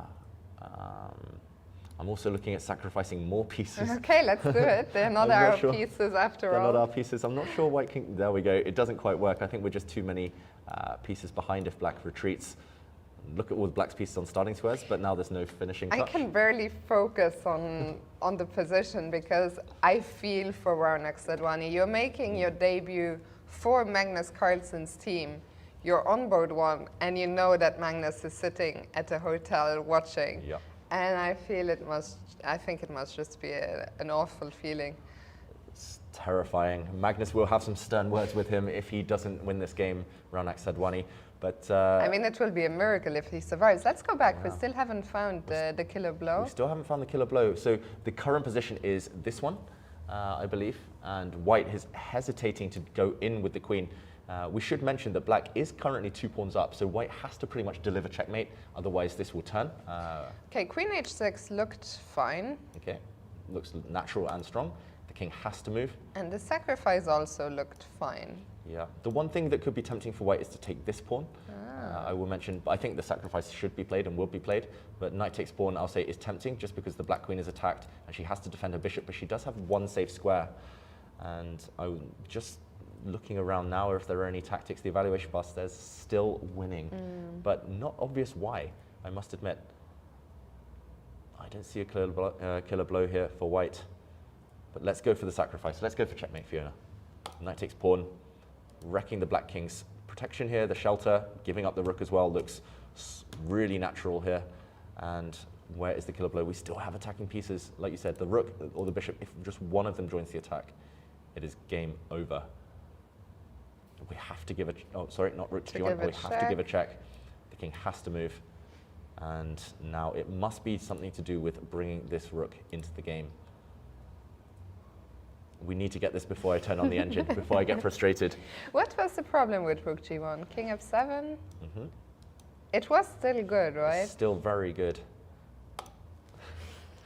Let's do it. And wow, this is not obvious. No. White's winning moves. I have just turned on the magical, the oracle here, the computer, and apparently there's 2 moves that win on the spot, or at least maybe 2 or 3 moves that are very strong. One of them was on my radar. I did think about dropping back the white knight, but I thought, well, it might be too slow. Too slow. Because you mentioned this idea, bring the white bishop in with a check. That This- was also the only move on my radar, but I did feel yeah, this- we've given up so much material. We're down a full rook here. This does feel strong. I guess if the black king tries to run, then it won't run much further. I think black will have to give up a queen, for example, in a position like this. White's queen is coming back with a check. So slow playing this attack, that's not obvious, that's not easy to see, but it would be very strong. In this position, the other top moves from the computer, this one, knight to g7, I think is really tough. It's just taking away some escape squares from the black king, but it looks really unnatural. It's not even clear to me what exactly the threat is. Yeah. Because the king can still run to e7. Yeah, I think knight g7 is not going to happen, no. Or at least he won't spot this one from afar, most likely. I don't think anyone would.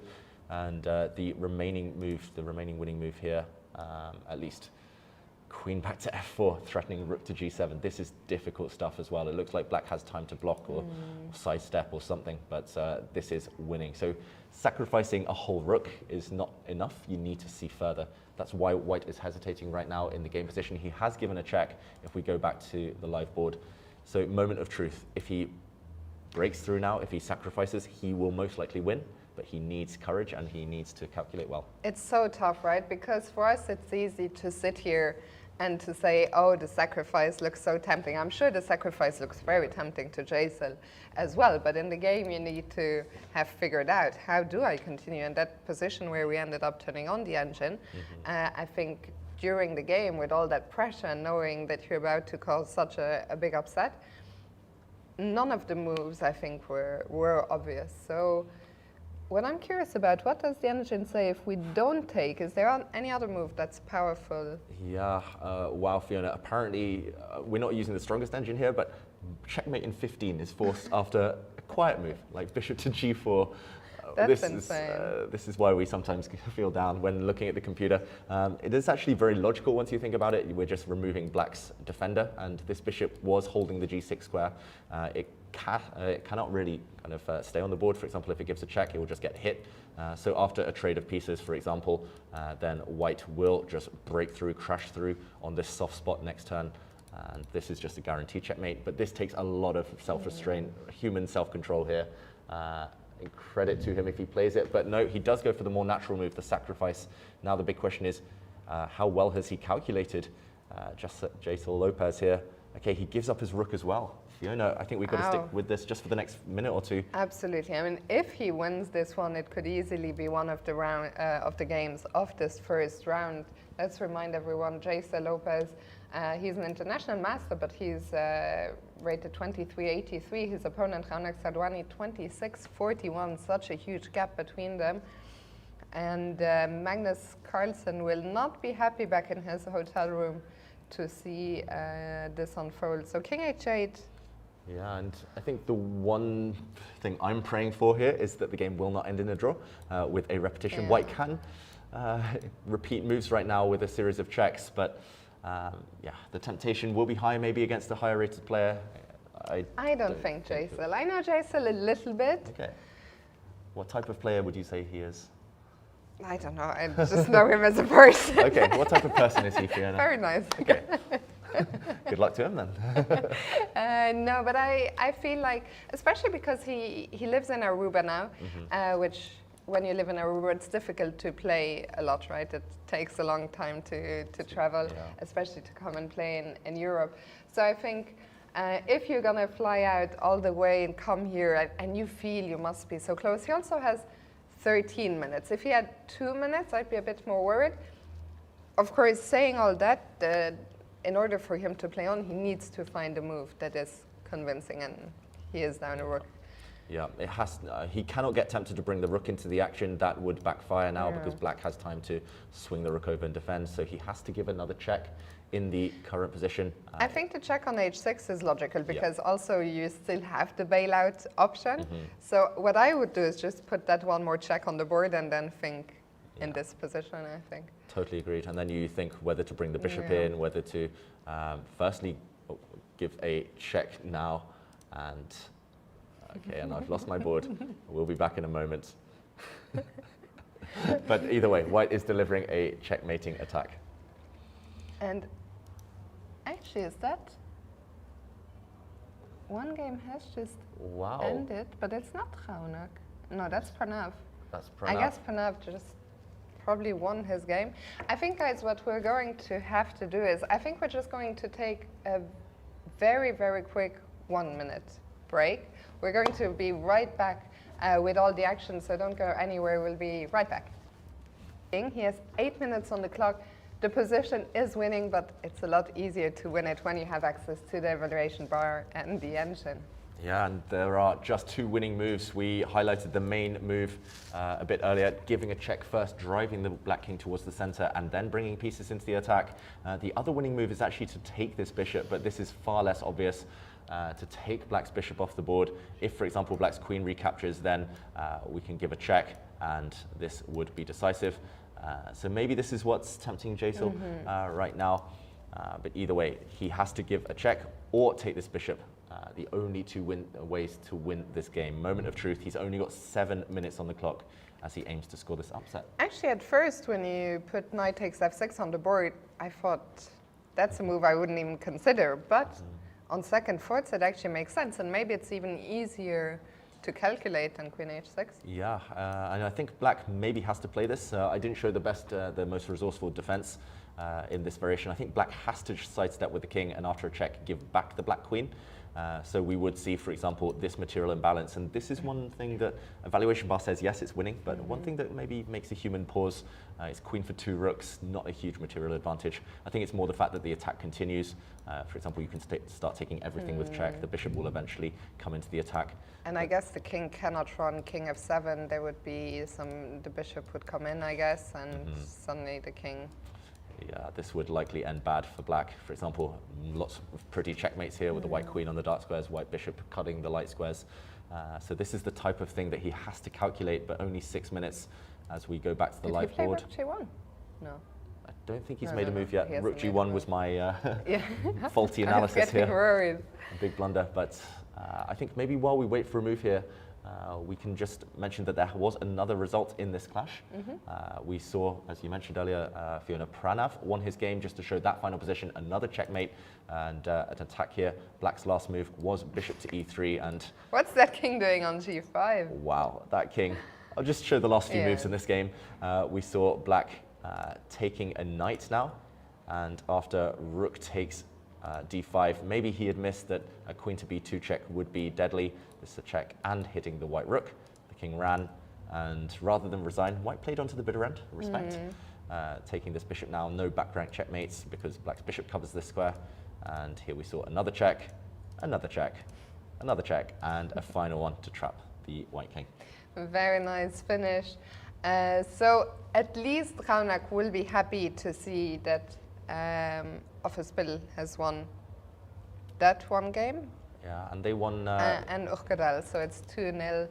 I actually love the layout we have with the live results ticker at the bottom very soon that will say 2-0 for Offerspill. But Raunak, so Queen h6 was played, so he went for this first option, the most natural, we've got to say, Fiona.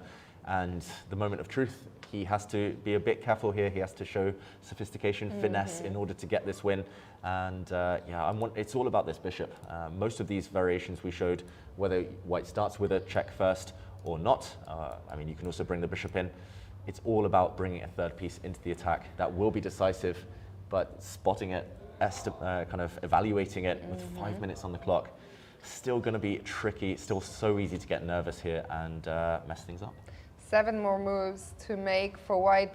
Let's stick with this match and take a look at the remaining games, maybe starting with Ariantari. We haven't checked in with him for a while, so let's see what's happening there. Yeah, Ariantari we also see in the picture there in the middle, and he's playing with the white pieces in some trouble according to the evaluation bar. It looks relatively balanced on the face of things, but black actually has some good long-term prospects. Strategically, black is in control. Firstly, his last move, he's just pushed a pawn to g6. He's trying to crack open the g file for black's rook. Makes a lot of sense. Also, I'm looking at a hole in the center of the board on the d4 square. Black is about to land a knight into that square. First, maybe eliminating white's strong knight on b5. For example, if white tries to block things, black could, I mean, so many tempting moves. You can pounce with the black queen to g4 with a lot of targets here.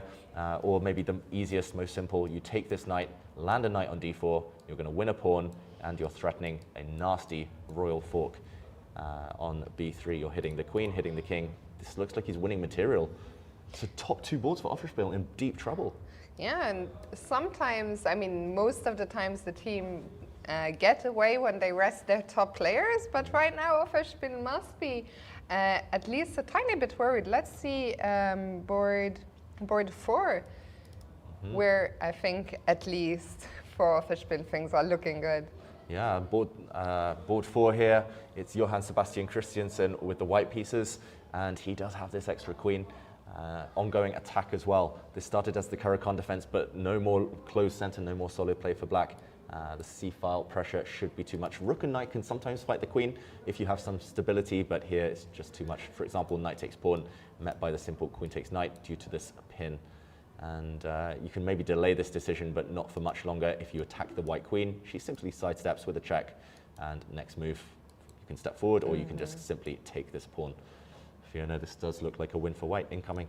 Absolutely, and the last game that we need to check is the bottom board, Haldorsen against Hendriksen. Yeah, and this looks very balanced. The two bishops against the two knights here. Usually the bishop pair are favored by the top players in the world, but the center is locked up, and as long as that remains the case, it feels like black is solid enough. Everything under control. I think I would take white, I've got to say, but black looks in decent shape for now. Yeah, the problem for black is that he might have to win the game if they want to score what would be a massive upset.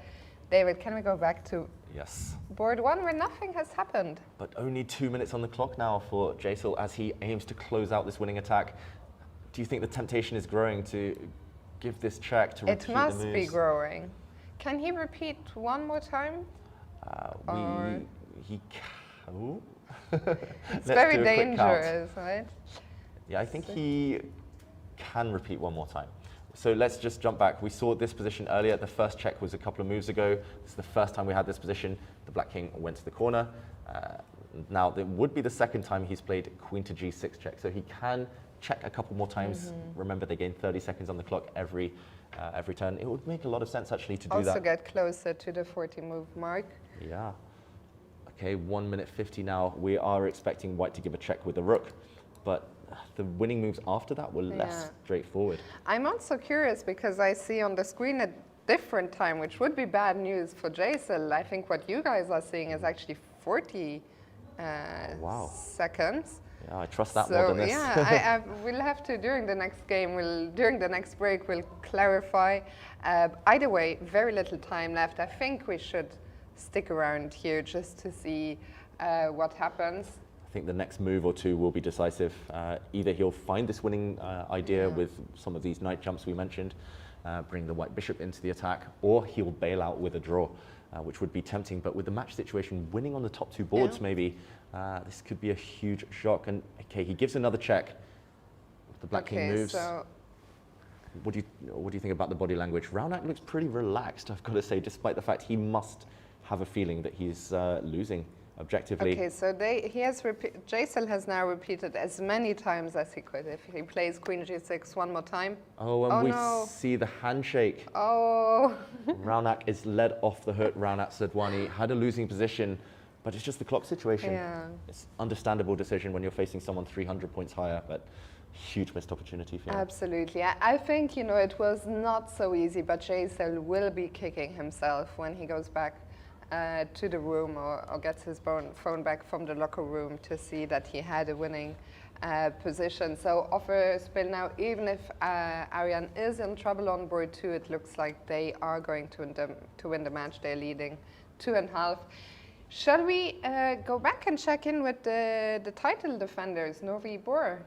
Yeah, let's see how the Czech team are doing. Let's start on board 1, where we said that actually Lennart Lennertz with white against Vincent Keimer had caught his opponent out maybe with some preparation. Things have been turning, however, of course, it's been a roller coaster this game, as with a lot of games in the first round. But I'm just looking at this white king now on f1. I'm looking at the black queen with a clear path in towards it. This really, really looks scary. White's rook on b6 is impressive, trying to give itself up, hoping that black ever takes. But I don't think this will happen in the near future because white would be given some counterplay with these pawns, maybe still strong for black. It feels like Vincent Keimer, he's eliminated white's beautiful bishop on g2. I was just going to say, the white's pride, the bishop on g2 is really, really missing here. Yeah, I think he would happily give up this white rook for a bishop on g2. But yeah, it feels like there's an incoming attack. Black can kind of go for it now or maybe go for it a bit later, either way. It's material balance, it's actually level, but if you look at the quality of the pieces, it's clearly these two that are strong. Clearly Black's pawn center is going to act as a battering ram against the white king, and trouble for white. Absolutely looking good for Vincent Keimer on board 1. Let's go to board 2, David Navarro against Alexander Suvorov. Well, Fiona, we talked about kings on g5 already. One king on g5 has been checkmated in today's round, and there's a second king has landed. But here things are different. The evaluation bar is in the middle of the board. It doesn't seem to mind the black king going for a walk. Wow, and his last move was indeed advancing the king. I mean, this is a mark of genius, or maybe a bit of madness. Yeah. King to g5. For now, it's safe. This pawn alongside it on h5 cuts out any checks that the white queen can give. Oof. If he gets a chance to trade off rooks, at least it's going to be hard for David Navarro to break through and checkmate here. Is playing g3 tempting here, just to try and open up the king a bit more? Very, very tempting. Pawn to g3. I guess whose king is going to be opened up is the question. It's a good question. But yeah, I'm wondering whether black also has ideas of sacrificing. I'm not sure whether he can go for this. Rook takes bishop. I'm expecting to see the eval bar drop. There we go. I was going to say black has ideas of opening up this diagonal, trying to bring in a checkmate, but white's queen can slide across to block. I don't think there is actually. It's just an illusion, this attack. But yeah, it's definitely on David Navarro's radar. It's his type of move. He doesn't want to sit around and maneuver too long. I think this pawn push, most likely. There's just one trap. You don't want to bring the queen forward. You can't, you don't have time to bring it across now because of rook takes bishop. And this is a pin on the white queen. Okay, so this one, I mean, could still go either way. We'll see what Navarro will go for. For now, let's move to board 3. Sim Vandal, who actually got a very nice position out of the opening against Nguyen, and things have turned around. He had a nice position, and I feel just over the last few moves, things have gone slightly wrong. He did try a nice flashy tactic here. He tried to give up the exchange, hoping that black would get greedy here, materialistic, and take this piece, because suddenly white has full control. A pawn and knight on pawn on d5, knight on c6, actually far superior to black's rook on c5. But I think he simply missed that this rook did not need to be captured, and suddenly this knight is almost trapped. Suddenly white's just losing material, I believe, after rook takes rook, knight takes. This is, oh, the evaluation bar's really tricking me here. Oh, Fiona, maybe it's queen takes knight, and these rooks are actually lined up. Wow, very nice. Yeah, double strike on the rooks. Okay, this is actually easy to miss, and yeah, fair play to black for spotting this little tactic.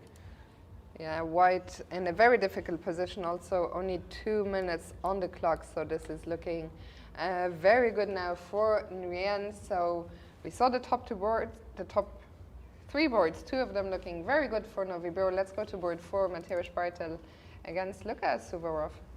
Yeah, and the other Suvorov has a safer king than, not on g5 at least. But firstly, I'm wondering how this rook got to a6. It looks like every line is closed on the queen side. Know. This rook came from c6. How did it get to c6? A crazy position. Either way, this is the. No, we have to find out. I'm too curious. It's like it's just randomly been dropped on this square. Okay, a few moves ago, I'm going to try and trace this rook's path. Okay, it came in via c1. Black defended, and it came in, and then it got locked up behind enemy lines. Interesting. Interesting. So the rook literally stuck on a5 here, and now black trying to trade it off. If the rooks disappear, then black maybe has some counter chances against this pawn on a4. But what are the choices? You have to take, surely. Why is white pausing in this position? Does he want to keep his rook I mean, alive? I wouldn't even think about it. I would just snap the rook off on a8. Snap the rook off. This pawn is attacked. I'm wondering whether white can try and use this pawn as a kind of distraction. And I was somehow wondering if I can somehow play e5 immediately. Yeah, maybe even immediately pushing the pawn forward. We need a kind of follow-up. Follow-up. Not easy to find the follow-up right now. It looks like the black knight controls a lot of squares. But maybe white just prepares this. As soon as the black rook does get distracted and disappear, then white pushes forward. Maybe with a move like bishop f4 or queen back to g3 and then e5. But roughly in the balance. Matusz Bartel is 1 pawn up temporarily, so it does feel like white with, white for choice. Absolutely. Let's move on to board 5, Lauren Percampos against Marcos Raga. Okay, and I think we'll ignore the evaluation bar here. The computers always favor white in these types of pawn structures due to the space advantage. Black does have a weak pawn though on a6. This will tie down black's bishop forever. It's all about whether black can ever generate kingside play. It's been a very slow maneuvering type of King's Indian defense here. And I really like what white has been doing, just ready if black ever pushes to maybe bring a bishop into g5. So if f5 right now. If f5 right now. Good question, Fiona. Why? Oh, I don't know the answer. I thought you were going to tell me, yeah, bishop g5. Yeah. I was thinking maybe bishop g5 first. I'm wondering bishop g5 what it actually achieves. I mean, it looks strong visually. I guess the black queen will sidestep in some direction. I was just going to say, at the right moment, white might just simply capture, and if black takes back with a pawn, as they say, every Russian schoolboy knows you should take with a pawn towards the center, then it's just a bit uncomfortable for black. Black doesn't have the type of typical kingside attack that he would be used to in this type of opening. 1 minute against almost 20, though. And we're on move, what, 26? Yep, we're so move 26. Still a lot of moves. Lauren doing very well here, but yeah, the clock is going to be a challenge. We'll come back here for now. Let's quickly check out the last board, Zilka against Zimmerman. Wow, and okay, this one really blocked right now. It looks visually appealing for white, but where's the breakthrough? White's only pawn break will be pawn to g4. You have to prepare it, maybe with the bishop, or maybe the white king will start making its way over. But black doesn't have too many weaknesses, and I do see a path back into the game for the black knight. The black knight will drop back, black's king will drop back, and then it will come to e7, maybe even f5. And if there's only one kind of way in, it feels like black should be able to block that. Should feel, well, it does feel like a fortress, and we're past move 40. We're past move 40 already. I was just checking, there's 530 points between the two players. This would be an incredible hold for Zimmerman, especially with the black pieces. I always feel a bit for the players like Zilka on a team like Novi Bor. Sometimes it feels like a draw in that situation in board one. A draw in round one when you're such a big rating favorite in such a strong team could just be the end of the tournament already. Yeah, often you'll just get rested, the higher rated players will come in, you don't get another shot, and it can be frustrating sometimes, but they know their job, they signed up for the team. That is true. So, okay, I think we've now caught up on the top 3 boards. Maybe we can take a quick look at the top 3 in the women's section. Yeah, and it looks like more results are incoming. A quick step back into the top board here. And we see the Icelandic team against the Albanian team. And this Karakan that did explode, Antoaneta Stefanova. She's currently a pawn up. White does have some counterplay, potentially with a rook coming in. But right now this bishop is attacked. If you start retreating, it would be bad news most likely. I don't think your compensation will last forever. Looks like Stefanova is in charge now. This g-pawn looks really strong. Black's knight is coming in via f4. She doesn't have much time, under a minute, but I don't think it's going to be such a big problem. It's never pleasant. You can't leave the board any longer. You are just stuck until the end of the time control, which will happen in half an hour. But looking good for Antoaneta. I think we're just going to have to make sure that our screen does not shut down. And let's move on to board 2. Yeah, and on board 2, we saw this slightly better position for white, but it's warped, it's transformed, it's really increased white's advantage here, and it's all about this black king.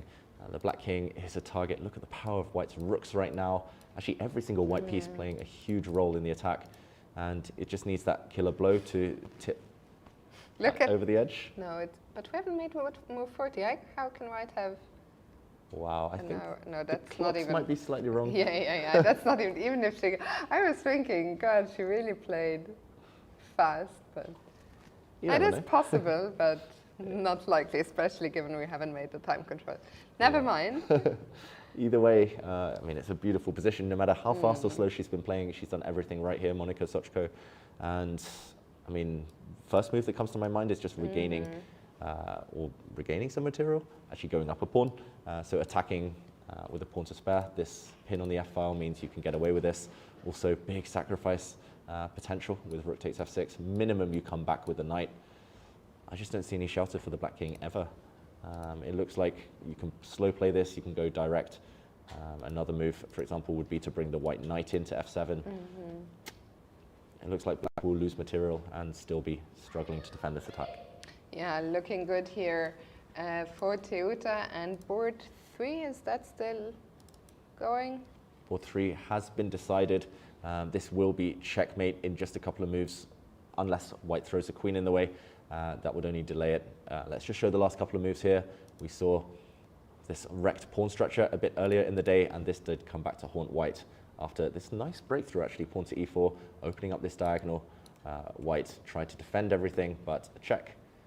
And yeah, the black queen is coming in no matter what. White resigned here. And yeah, just to point out, if the white queen tries to block, black can play this nice final touch. Queen takes pawn, check, and due to the pin, the white queen will drop off, and this will be checkmate. Oof. Very nice finish there. Teuta taking a 2-0 lead. It's looking great for the local Albanian team. Let's move on to the top seeds. On board 2, Monte Carlo against Officeville. This match was closer than it should have been on paper, but in fact, Monte Carlo are leading 2-0 now, and I'm especially curious to see what happened on board 1. Yeah, board 1, Maria Muzichuk did get the win in the end.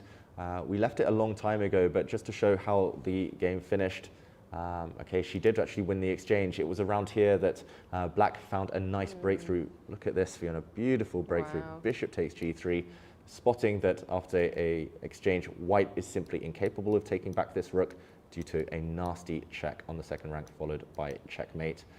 So this check, this capture, did win material, and white gave a check. It wasn't enough though. A rook trade did not save white, and eventually final position was this one with checkmate incoming. Very nice win by Maria Muzichuk. Her sister Anna, meanwhile, on board 2, also got the job done. We saw that one where it was very near the end. Black never managed to. Did black manage to castle in the end? She did, but the game didn't last much longer.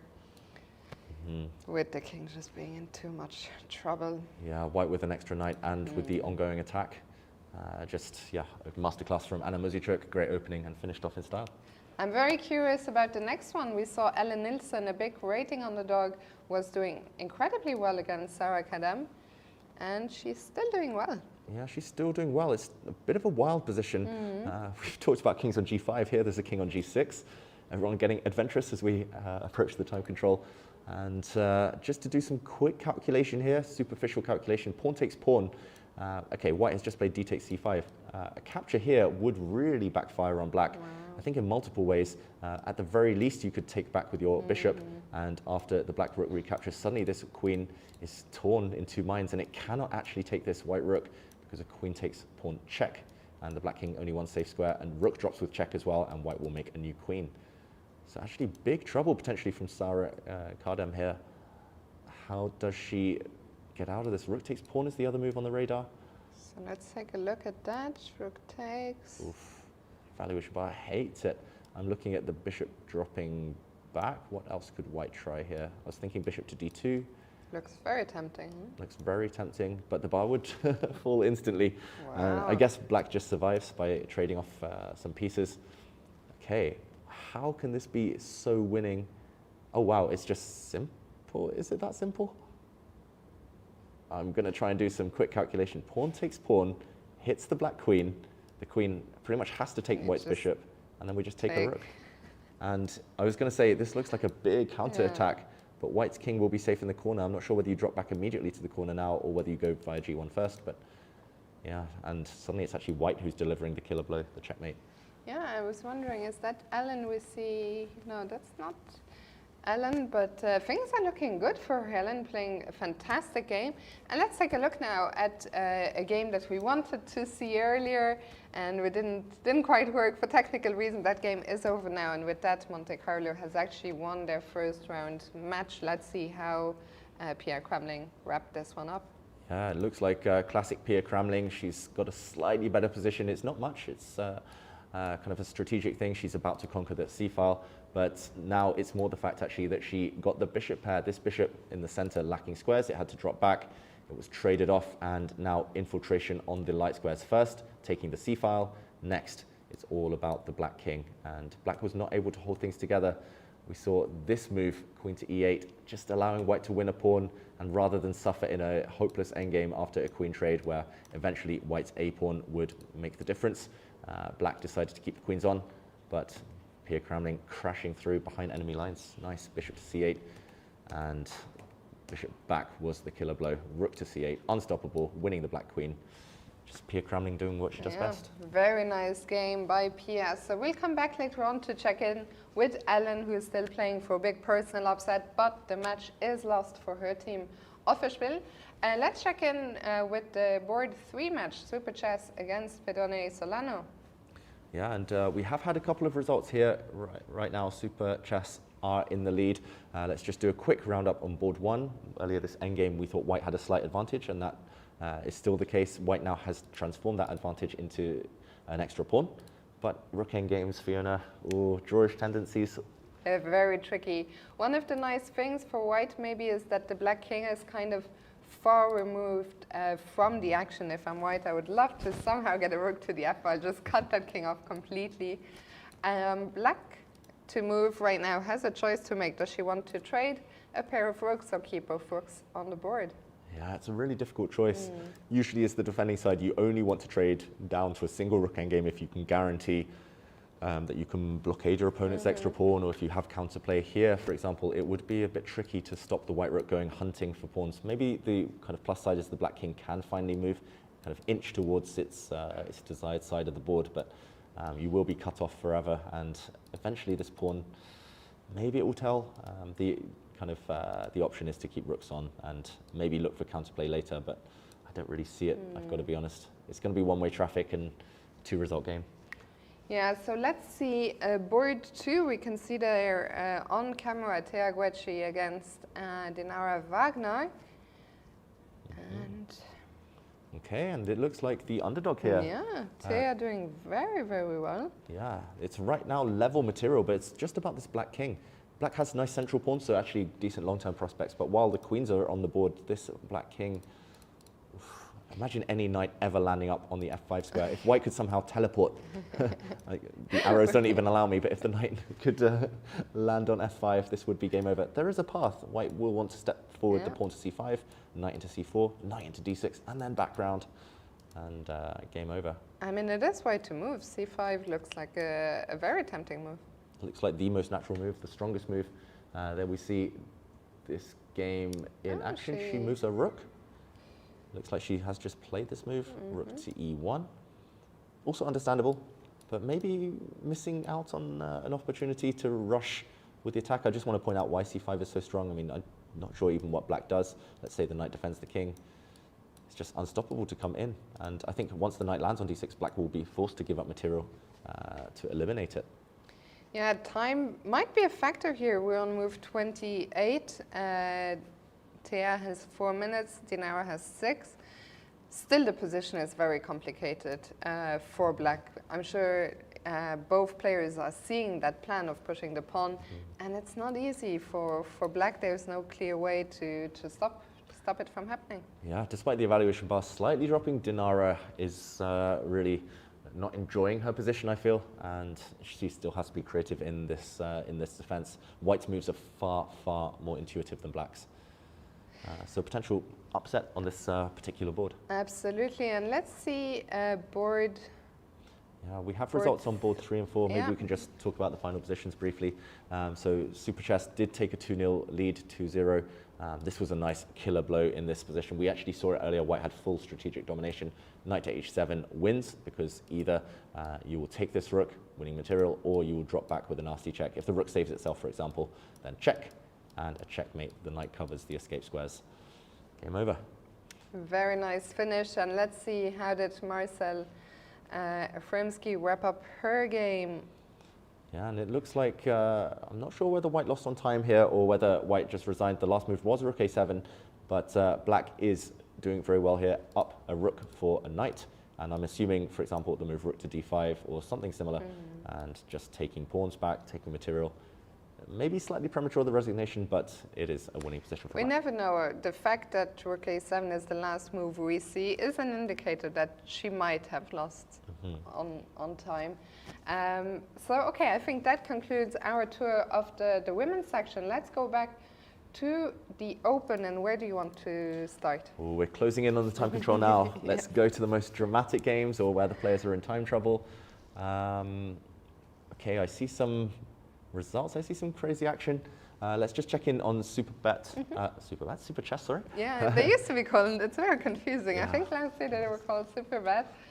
They are now Super Chess, but they are the same team, so let's go there. Yeah, a bunch of super players either way. And Jordan Van Foreest, as expected, did win his game. Just to check in on the board one, Daniel Dejac here, he has been turning things in his favor. He's actually sacrificed a pawn temporarily, but he can take it back at any moment. I'm surprised the evaluation bar says it's winning for white. Maybe there is something direct. Maybe it's this move. Queen to b6, switching focus away from the king side, actually. I'm slightly surprised because it looks like it does allow some potential counterplay against g2. A bit of a weakness here. Does feel slightly wrong to kind of let go of some squares, but he is going pawn hunting, hitting the knight, hitting the pawn. If this c6 pawn drops, then strategically Black is just ruined. Every single pawn would be isolated on the board. So understandable, but I'm expecting Black now to, well, I was going to say rook e2. Yeah, I was going to say, Hallucinating. is David wanting to give up an exchange, or? Wow, it's been a long few weeks, everyone. Rook to e2, yeah, unfortunately would blunder the rook due to knight takes e2. Let's try a different direction. Does rook to g6 work? This could be a key question. If rook g6 works, giving up the knight, then wow, Black would be winning. How does Black finish off here?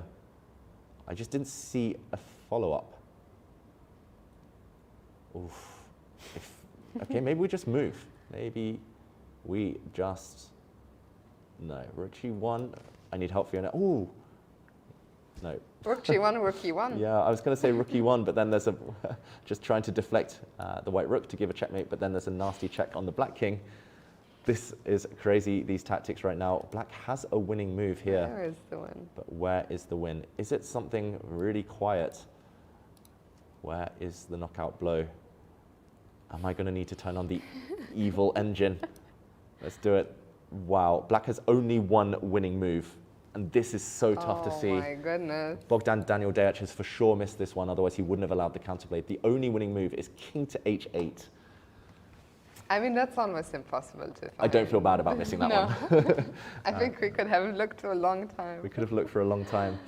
We saw the evaluation bar, so we knew there was something to look for, but king h8, the whole idea is you just slow play it, you just triple up, and actually it's going to be checkmate. There's lots of checkmating patterns. For example, even if white's queen kind of defends the g1 square, then there will be a clearance sacrifice. Very nice. Yeah, and the king is doomed. So once you see it, it's actually obvious, but right now, key position, rook g6 would potentially turn the tide if Black finds it on board one. So we'll see. This one's really heating up, kind of out of nowhere. Let's see. Did we see the finish in Jordan's game? Let's just show the finish in Jordan's game. Black did win, White did resign. We actually left it just 2 moves before the finish. White kicked this knight to the edge of the board. Black kicked this knight to the edge of the board, and after a capture, simply resigned here. This knight is almost trapped. The only way to keep it on the board is to play the move b3, but then Black's pawns are just too strong. They are stronger than a rook even, and it's only the exchange. Yeah, just understandable. Very nice game by Jordan Van Foreest, and I believe Super Chess also won on board 3, 4, 5. Yeah, it's a lot of wins. We saw board 3 earlier, Fedoseyev's victory. Let's show board 4, where Kirill Shevchenko somehow got a queen on a1. I'm wondering whether he promoted a pawn. It looks like he did win some material with some tactics. Let's retrace. Okay, wow, nice flashy tactic here actually. Just the clincher, maybe missed by white. Rook takes f2. There's either going to be a discover check or white has to give up the queen, as we saw. A pin and a win for Kirill eventually. Very nice. We also didn't see the way Cipriano won his game, so let's quickly check that out. Yeah, a lot of action here. They actually passed move 40. We saw it just before this moment, and actually White's A-pawn turned out to be a strength rather than a weakness. We saw a bunch of exchanges, and it was the fact that the White rook got to the 7th rank, it broke through, and with the disappearance of the A-pawn, he eventually, I think, was about to promote just the final position. Let's whiz ahead. Yeah, White just about dodging checkmates. It looked like a bit of counterplay, but White, yeah, safe enough and just not in time now, Black, to guard against this knight dropping. White was about to make a new queen. Very nice game by Cipriano. And finally on the bottom board, Lupulescu. That is still going. A lot of pieces have come off the board. Yeah. Lupulescu has an extra pawn.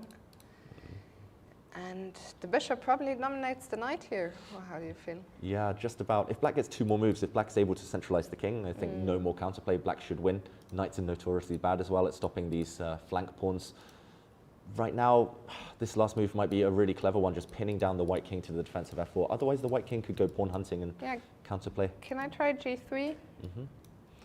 You can try, and I'm not sure what I should try as Black. Let's say I just start stepping away. King d5. Yeah, now I will. Yeah, it's still not clear. Looks Actually, I was going to say the bishop dominates, but the knight on c4 is actually quite well placed, keeping an eye on that important square on e3. And the bishop on c1, in fact, right now is trapped. So Yeah. That's true. Maybe White maybe should. it wasn't so dominating. White can try and teleport the king over here to trap the bishop. I think the problem is at the right moment, Black will be able to dislodge the knight, and Black can play on both sides of the board, as you mentioned, with the bishop. It's not just the fact it's right now, it's kind of long-term Black's bishop. Yeah, will be superior. So Lupulescu looks like the favorite, and we could potentially see a 6-0. Swipe, sweep? Sweep. Clean sweep for Super Chess, the top seeds. I think it's all about this game, board 1, and he didn't play it in the end. We can understand not playing this. For sure. King h8 was really difficult in that line. Instead, we saw, okay, Black retreat, well, using his rook to defend the knight, capture of a pawn, and now it feels like still counterplay, still some hope, but White with a strategic advantage because this pawn is so weak and this pawn on d6 at back with pawn 2. Yeah, I'm very curious how much time Dej has, because the time control is about 10 minutes away. If Black has 6 minutes, White can't have very much time on the clock, so that could be the only factor here. We're only on move 29, so still 11 moves to go. Yeah, knowing Bogdan Daniel Dej as well, he was probably on 30 seconds at every move. Just that's why maybe he allowed that small glimmer of hope. But if he can make move 40 and keep control, he should win. Where do you want to go? What matches? Do we have any matches that are close? So Novibor still only up 1 point. Maybe one of the closest matches. Let's check that one out. Okay, we have been here briefly on some of the games. Wow, Lennertz, he's surviving with the king on f1. It still looks scary. For now. For now, he's surviving. Vincent Keimer, though, does need something because White suddenly has a great knight. White suddenly has this rook. Threats against Black's pawns. This is the type of position that could turn if Vincent Keimer gets frustrated and cannot deliver checkmate to the White king. I mean, what a mess. To, what, 5 moves to make for Vincent, who has 3 minutes? Yeah. Yeah, he must be feeling the pressure. Yeah, with so many pieces on the board. Vincent tends to thrive when it's kind of some semblance of control, maybe an endgame. The influence of Peter Lecco, his coach. Yeah, he's just a fantastic player, Vincent, but this one is a mess. Sorry, my clicked on something there. Let's go back to the board. Okay, he has just taken on f3. I was going to say this is the most obvious move, and I think the idea is that after knight takes rook, Black's queen just comes in now, and too many checkmating ideas. Actually, 3 different checkmates in one threatened. So there's no way to stop all of them. No way. So this pawn has to be defended somehow, or White could possibly try to trade queens if he really wants to bail out.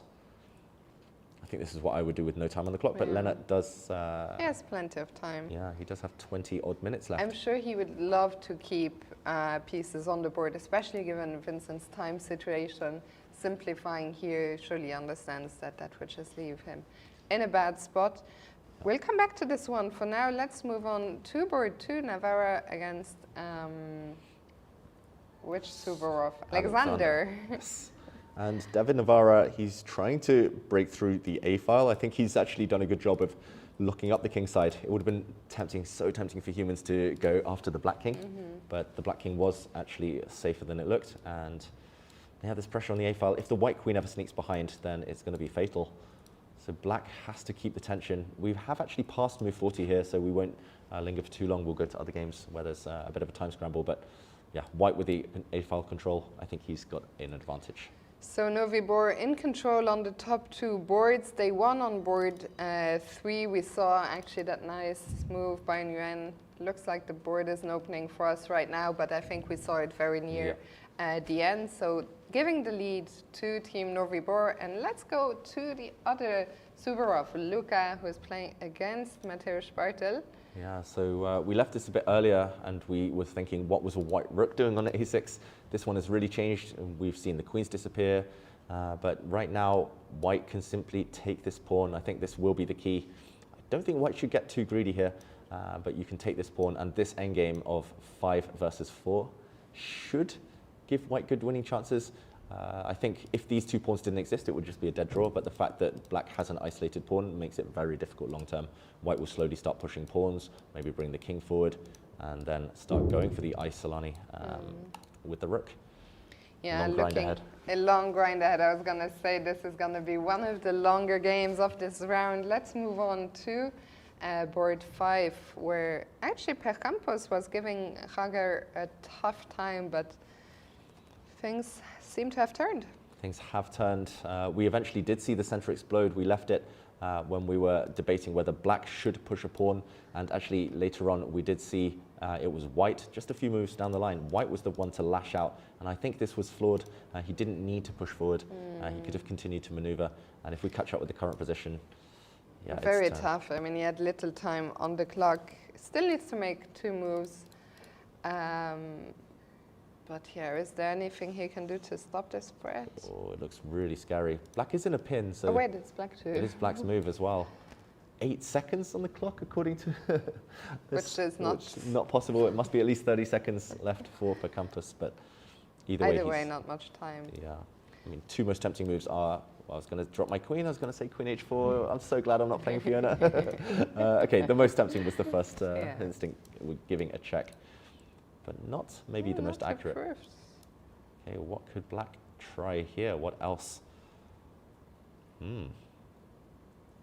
Maybe there are kind of sneaky ways. Maybe you hit the bishop first and then come in via Can I somehow play c5. knight? No. Oh my goodness, I was also about to give up my knight.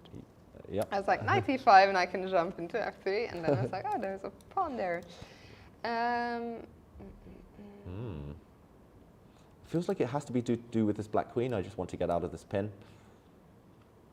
I mean, it must be so hard to resist the temptation to give a check. But the only thing is that white can block and at least survive a few moves. Maybe there's a way to be a bit clever here and prevent. Let's check. I'm curious. Let's check with queen a7, or let's check the engine. The latter. The latter. And okay, it is actually, wow, only 1 move actually to give a significant advantage. Anything else? And he found it. Wow. Incredible. Really impressive stuff actually here from Marcus Rager. He plays queen to g7, the best move by a distance, and that's based on the fact that this is a huge threat. He's actually trying to force white to push a pawn forward, because now when black does give a check, I'm not sure whether this move or on the next move, this white rook does not help the white knight to defend on e3. Also, maybe there's a secondary threat of just eliminating the knight. The white knight was the only defender, and b3 has been played. So bishop takes knight, I'm expecting now actually, before going with the queen. This one looks like it is inching very close to the end here. So Novibor, they've won all, well, it's only 1-0, but they're doing well on all the boards. Let's check board 6 actually, where it looked like Zimmerman was doing a great job of defending. They've already made the time control, so we won't stop here too long, but he's defending. He's defending, and it does feel close to a draw as long as he doesn't allow the white knight to ever go round for the pawns. And yeah, it does feel like he should have enough activity with the black knight to hold. I'm a bit surprised he's allowed white a nice outpost. White does have this plan of bringing the king, but okay, with best play, should be a draw. Where do we go? We only have very limited time until the time control is made. Okay, we can just give an update that Wow. there was a 6-0 scoreline in the clash between, pronounce it for me, Fiona, Asnier? Anier. And the Slough Sharks. So we checked in on some of those games earlier, looked very promising, and they did wrap up the wins. And then the other match we were following for a moment was Fienheim against Blackthorn. Mm-hmm. What's the score there? The current score is 2-0. And wow, actually, one of our favorite players in general, and one of our favorite people, is Anton Korobov. And he's got a small advantage, but not the type of strategic dominance that we saw earlier that we assumed he would be able to convert. This is a pawn attacked, and Black can just defend it with a knight. This is going to be a very long win. Do you think he'll manage to, a very long game, do you think he'll manage to grind out the win? Oh, he'll have to be very patient. I think. Your speciality. I know, I'm salivating at the prospect of having this position with white because there's zero risk at all. It's only white who can win. And the problem for black is after, for example, you retreat, you're completely stuck. The black king defending this pawn, black knight defending this pawn.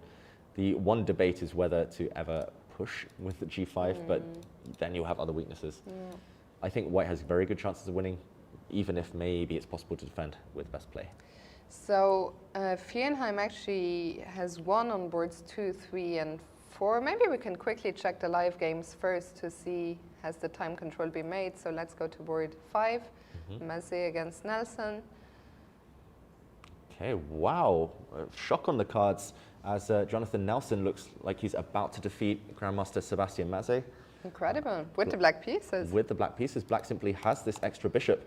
The one thing you have to watch out for is that the two black pawns don't disappear, and then we see a trade of rooks, or at least this d pawn doesn't disappear, and a trade of rooks, because white's king is on a light square in the corner, wrong colored rook's pawn, as we say.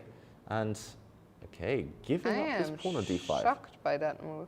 Really, really surprising. I thought he was just going to push. Was there a problem with that? I guess he wasn't sure about pushing because then white's pawn could start advancing, but it feels like you could have just kept your pawn intact. Yeah. Because white's pawn is never ever crossing over to b6 as long as the black bishop sits on this diagonal. Instead, he's going into the same position essentially, but with a pawn down. Now my point is actually quite relevant. A rook trade would save white.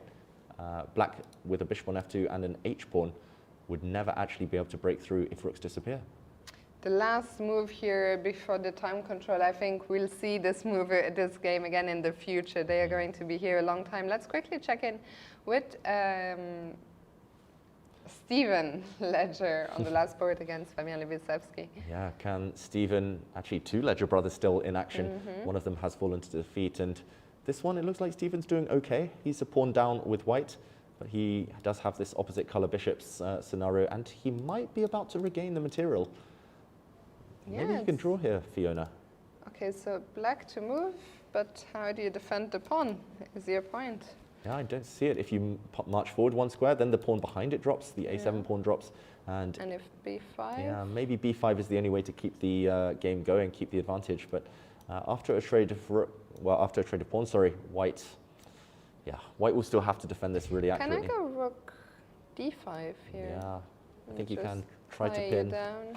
Black can break the pin with a check and maybe defend the bishop. And we'll see a long battle ahead. But if white can maybe create counterplay against g6, I actually think this is great drawing chances. If these pawns disappear as well, if it's just one pawn, this should be a draw. So great drawing chances for the lower rated player there. Absolutely. Okay, so what do we have? On the top boards, Super Chess, have won the match already. They have a 4-0 lead. On board 2, Officerspiel have also wrapped up their match, leading 4.5-half. Novi Boris, the one that's closest for now, has everyone made the time control? Most games have, I think, made the time control. We should mention Vincent Keimer did break through and win. Lennartz did not. Traded the queens, and in the end he was punished. He was facing a checkmating attack. So 2-0. I think on the remaining boards they're doing very well, though, Novi Bor. Also, a quick look into the playing hall shows us that suddenly a lot of the boards have been vacated. Let's quickly just see the results on the top boards in the women's event. see if the matches have been decided, and then maybe we go on a short break after that. Yeah, we'll make sure that all the games are past move 40, that magical number. Then they'll slow down. The players get extra 30 minutes to think, and a lot of endgames ahead, most likely. Oh, actually, Thea Guecci's game just finished. Let's see what happened there. Yeah, Thea Guecci. Okay, it looks like a draw, if I'm not mistaken. I think the players have just repeated the moves. So a bit of an escape for Dinara Wagner. Yeah, Thea played a brilliant game. Maybe we can very quickly see the remaining moves from where we left off.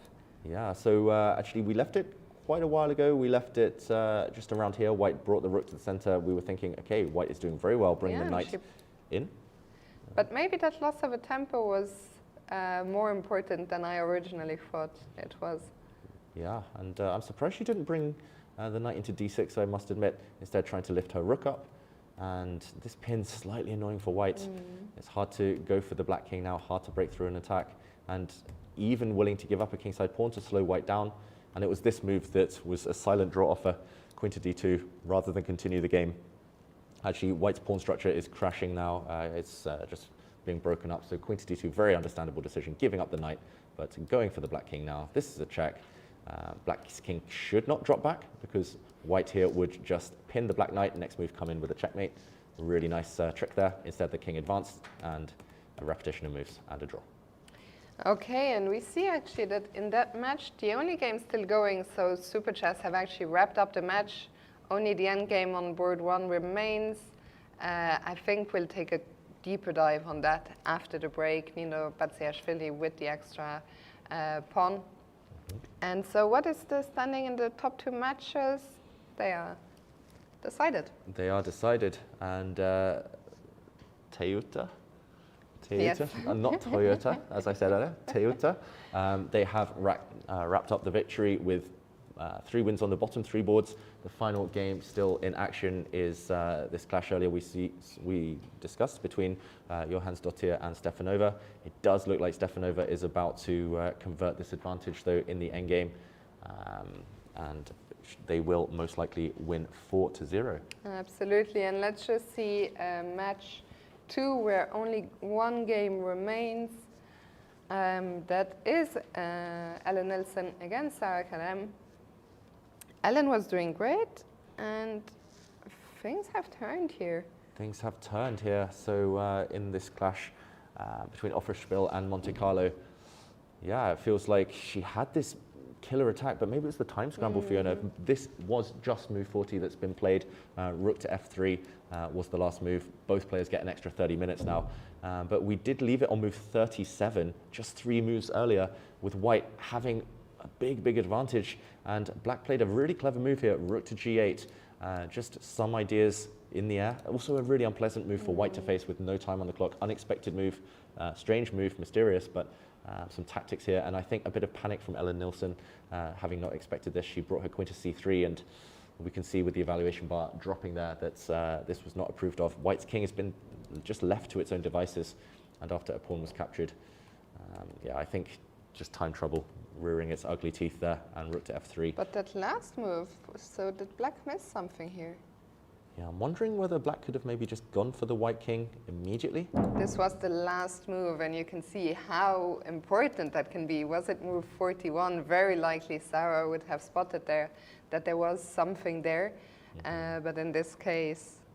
Yeah, I think this was simply winning. The white king is attacked. The white king cannot take this pawn because it will walk into some deadly checks.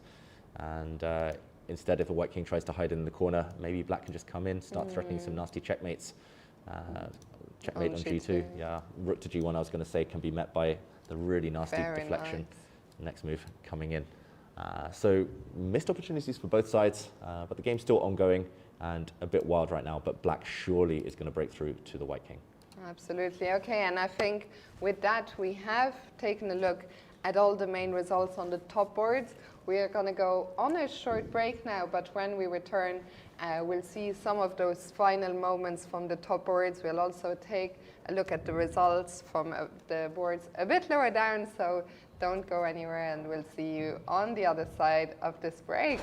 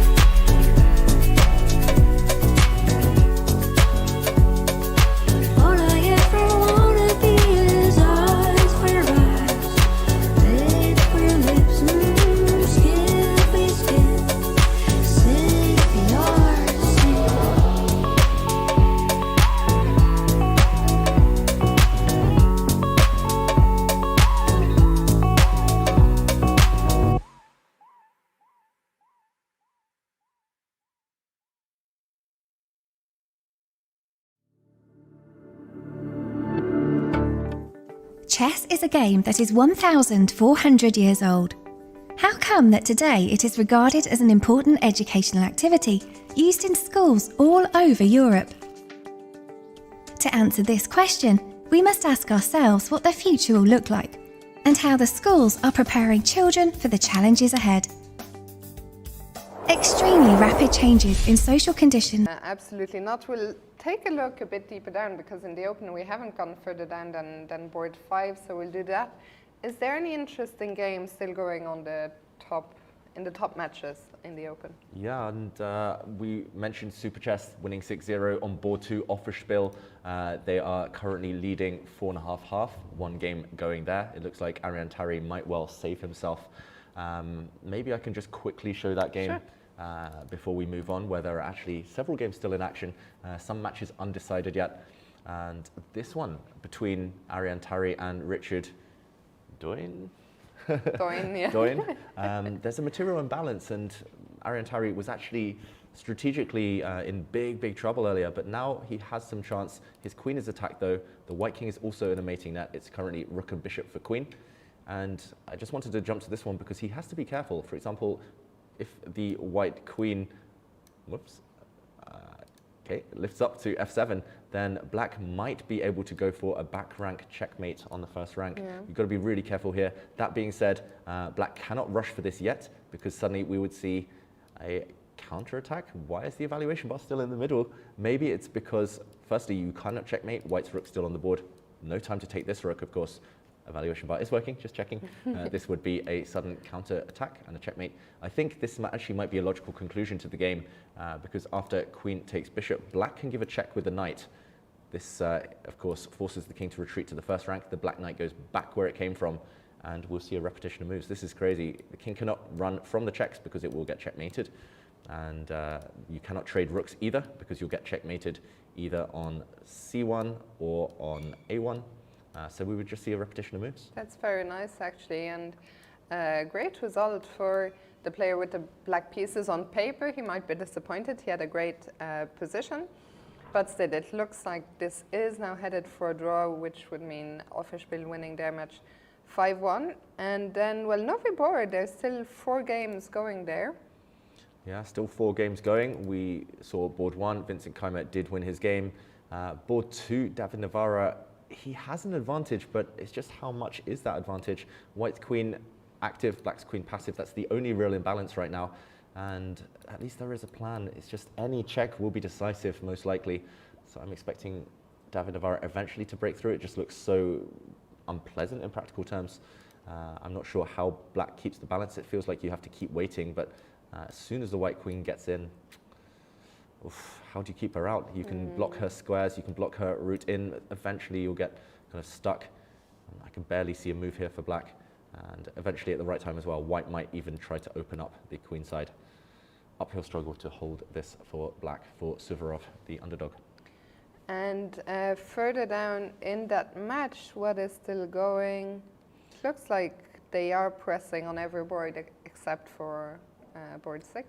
Yeah, so just a quick roundup. Matuz Batel with an extra pawn. I expect him to convert this. Sooner or later, he should be able to either advance this pawn or maybe even somehow trade the f-pawn for black's g-pawn. And 4 versus 2 should be superior to black's 1 lone pass pawn.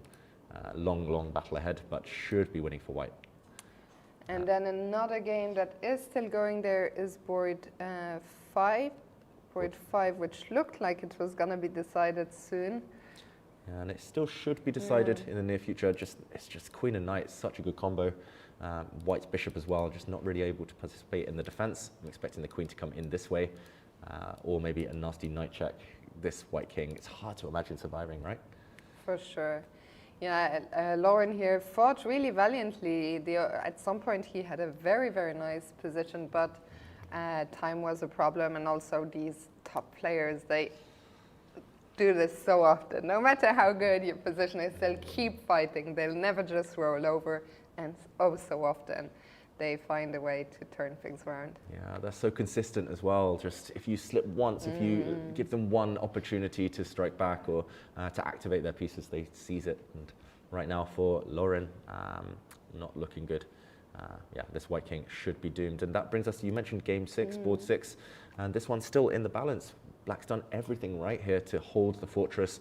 I love Black's bishop's placement here, just holding this weak pawn forever. There's still no way in for the white knight if it ever tries to kind of sneak in and behind to pick up the base of Black's pawn chain, then the bishop can just block its use of the c8 square. I just don't see any way to get in. The knight as well doing a great job. This last move, really important, just stopping the white king from advancing.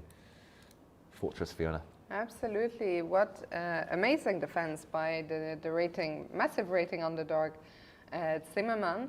So that's for the Novi Bor match. Let's remind everyone they are the title defenders.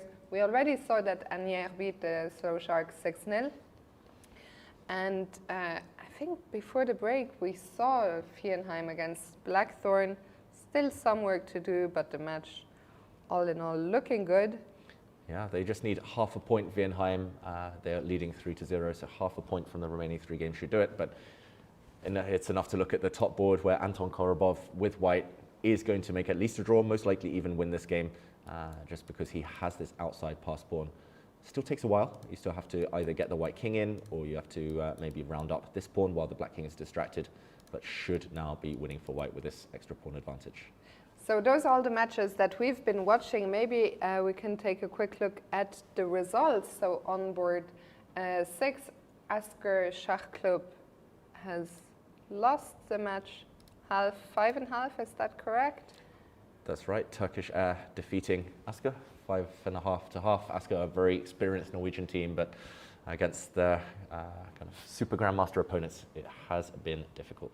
Then board 7, Typhoon Ljubljana against Chess Club Dardania. What is the standing there? It's 4-0 right now, and we have, incredible players here. We have Nihal Sarin, Andrei Volokitin, Viktor Erdos, Ivan Saric. It's like a who's who of chess, and absolutely, yeah, the favourites winning in that one. The next board, board 8, is actually my very first club. This is where I started playing. Le Cavalier Differdange from Luxembourg. They have...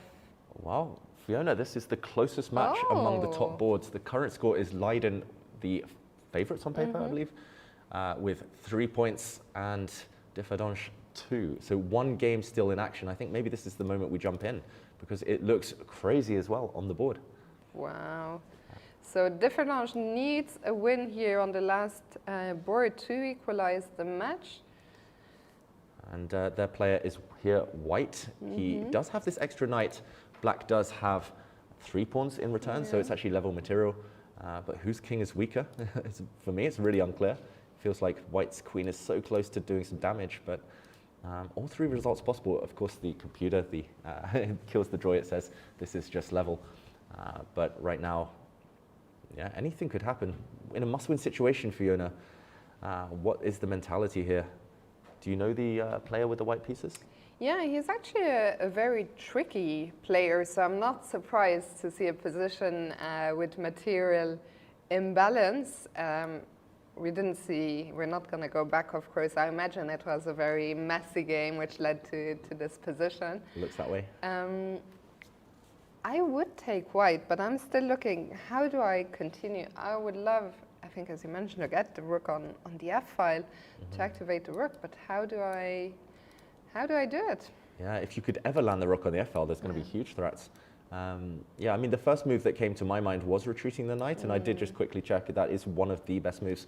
The whole idea is actually to kick the queen away, because the queen, there was a threat actually from black in the current position, after queen to e1, to bring the rook in and to get behind with a nasty checkmate, so I wanted to kick the queen out, and this is actually a pawn sacrifice, but now the white rook could maybe occupy the f-file, and white would have threats, such as even bishop to g6, just trying to break through on f7. In a must-win situation, this feels like the way to go. The knight could go back now with some nasty checks. Najib Dada, a huge, well not huge, but a big rating, underdog, being outrated by almost 300 points, but he will fight, well he has to, I think, Differdange, the team which has put up the best resistance from the boards we've seen so far. We'll come back to this one. For now, let's continue checking the results from the live board. So match 9, the Bruges Chess Club against Sentimento. What is happening there? Yeah, it looks like Bruges are losing half to 3.5. So that one isn't going to end up in a surprise. Sentimento do have European champion Alexei Serrana on top board, and they've already secured the magical number 3.5 points from the 6 boards. No matter what happens on the final 2 games, they have won the match. And then on board 10, we have the French team from Chartres playing another Luxembourgish team. I think Luxembourg has like 4 teams here or something. Wow. In honor of you, Fiona. They came to support you. So Chartres against Chifflange, what is the score there? Yeah, so they are winning 4-0 right now, Chartres. And just to show, for example, their top board in this position did win with white, Daniel Dada, strong grandmaster from Belgium. And that's because simply white is a bit of material up, a couple of pawns up, and coming in with a checkmate. Just a nice tactic that pawn to e4, a discover check, doesn't actually work. Pawn takes knight now, after the check is blocked, would allow a checkmate, background mate. 4-0, and they've won the match. Very nice. Daniel Darda, the biggest hope to come out of Belgium for a long, long time. So keep his name. What's the expression? Keep his name in mind? Yeah. Or just remember the name. Remember the name. On board 11, the Celtic or Celtic Tigers? Celtic. Yeah, I think it's Celtic. Unless it's the football team, then it's Celtic. Okay, the Celtic Tigers against Vugar Gashimov from Azerbaijan. And this match is over, at least in terms of the overall result. Vugar Gashimov, his team, or the team named in his memory, they have clinched with 4.5 to half right now, still 1 game ongoing. It's actually the top board between a good friend of mine, Callum Kilpatrick from England, and Aydin Suleimani. And I will say that this one maybe should be a draw with best play, but the Grandmaster with black, maybe with the chances. So Celtic Tigers going down to defeat.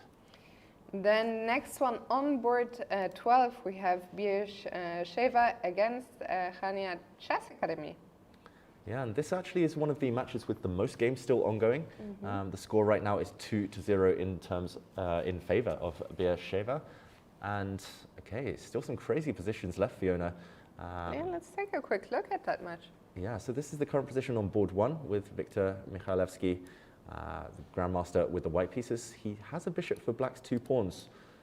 So, okay, wow, how many kings have we seen on g5 today? Too many. Too many. It's, I think this might be the 3rd. And we've seen a king on g6 as well in a different game. We've seen a king on f6 in a few games. Crazy king walks today. Seems to be one of the themes. But yeah, white has to be careful here, because if black can ever trade the queens off or just start rolling the pawns, serious counterplay. White's bishop not that impressive right now. Beersheva, they need 2 or 1.5 points actually to clinch the match. So they might be relying on their board 1 to win. Yeah, what is going on elsewhere? How are things looking? On board 2, we have Ori Kobo with black, Grandmaster, very strong player. I played him once, managed to hold a draw, but very luckily. So he is extremely strong, and he does have, I was going to say the advantage, but it is level pawns in this queen endgame, and white does have the only passed pawn in the position.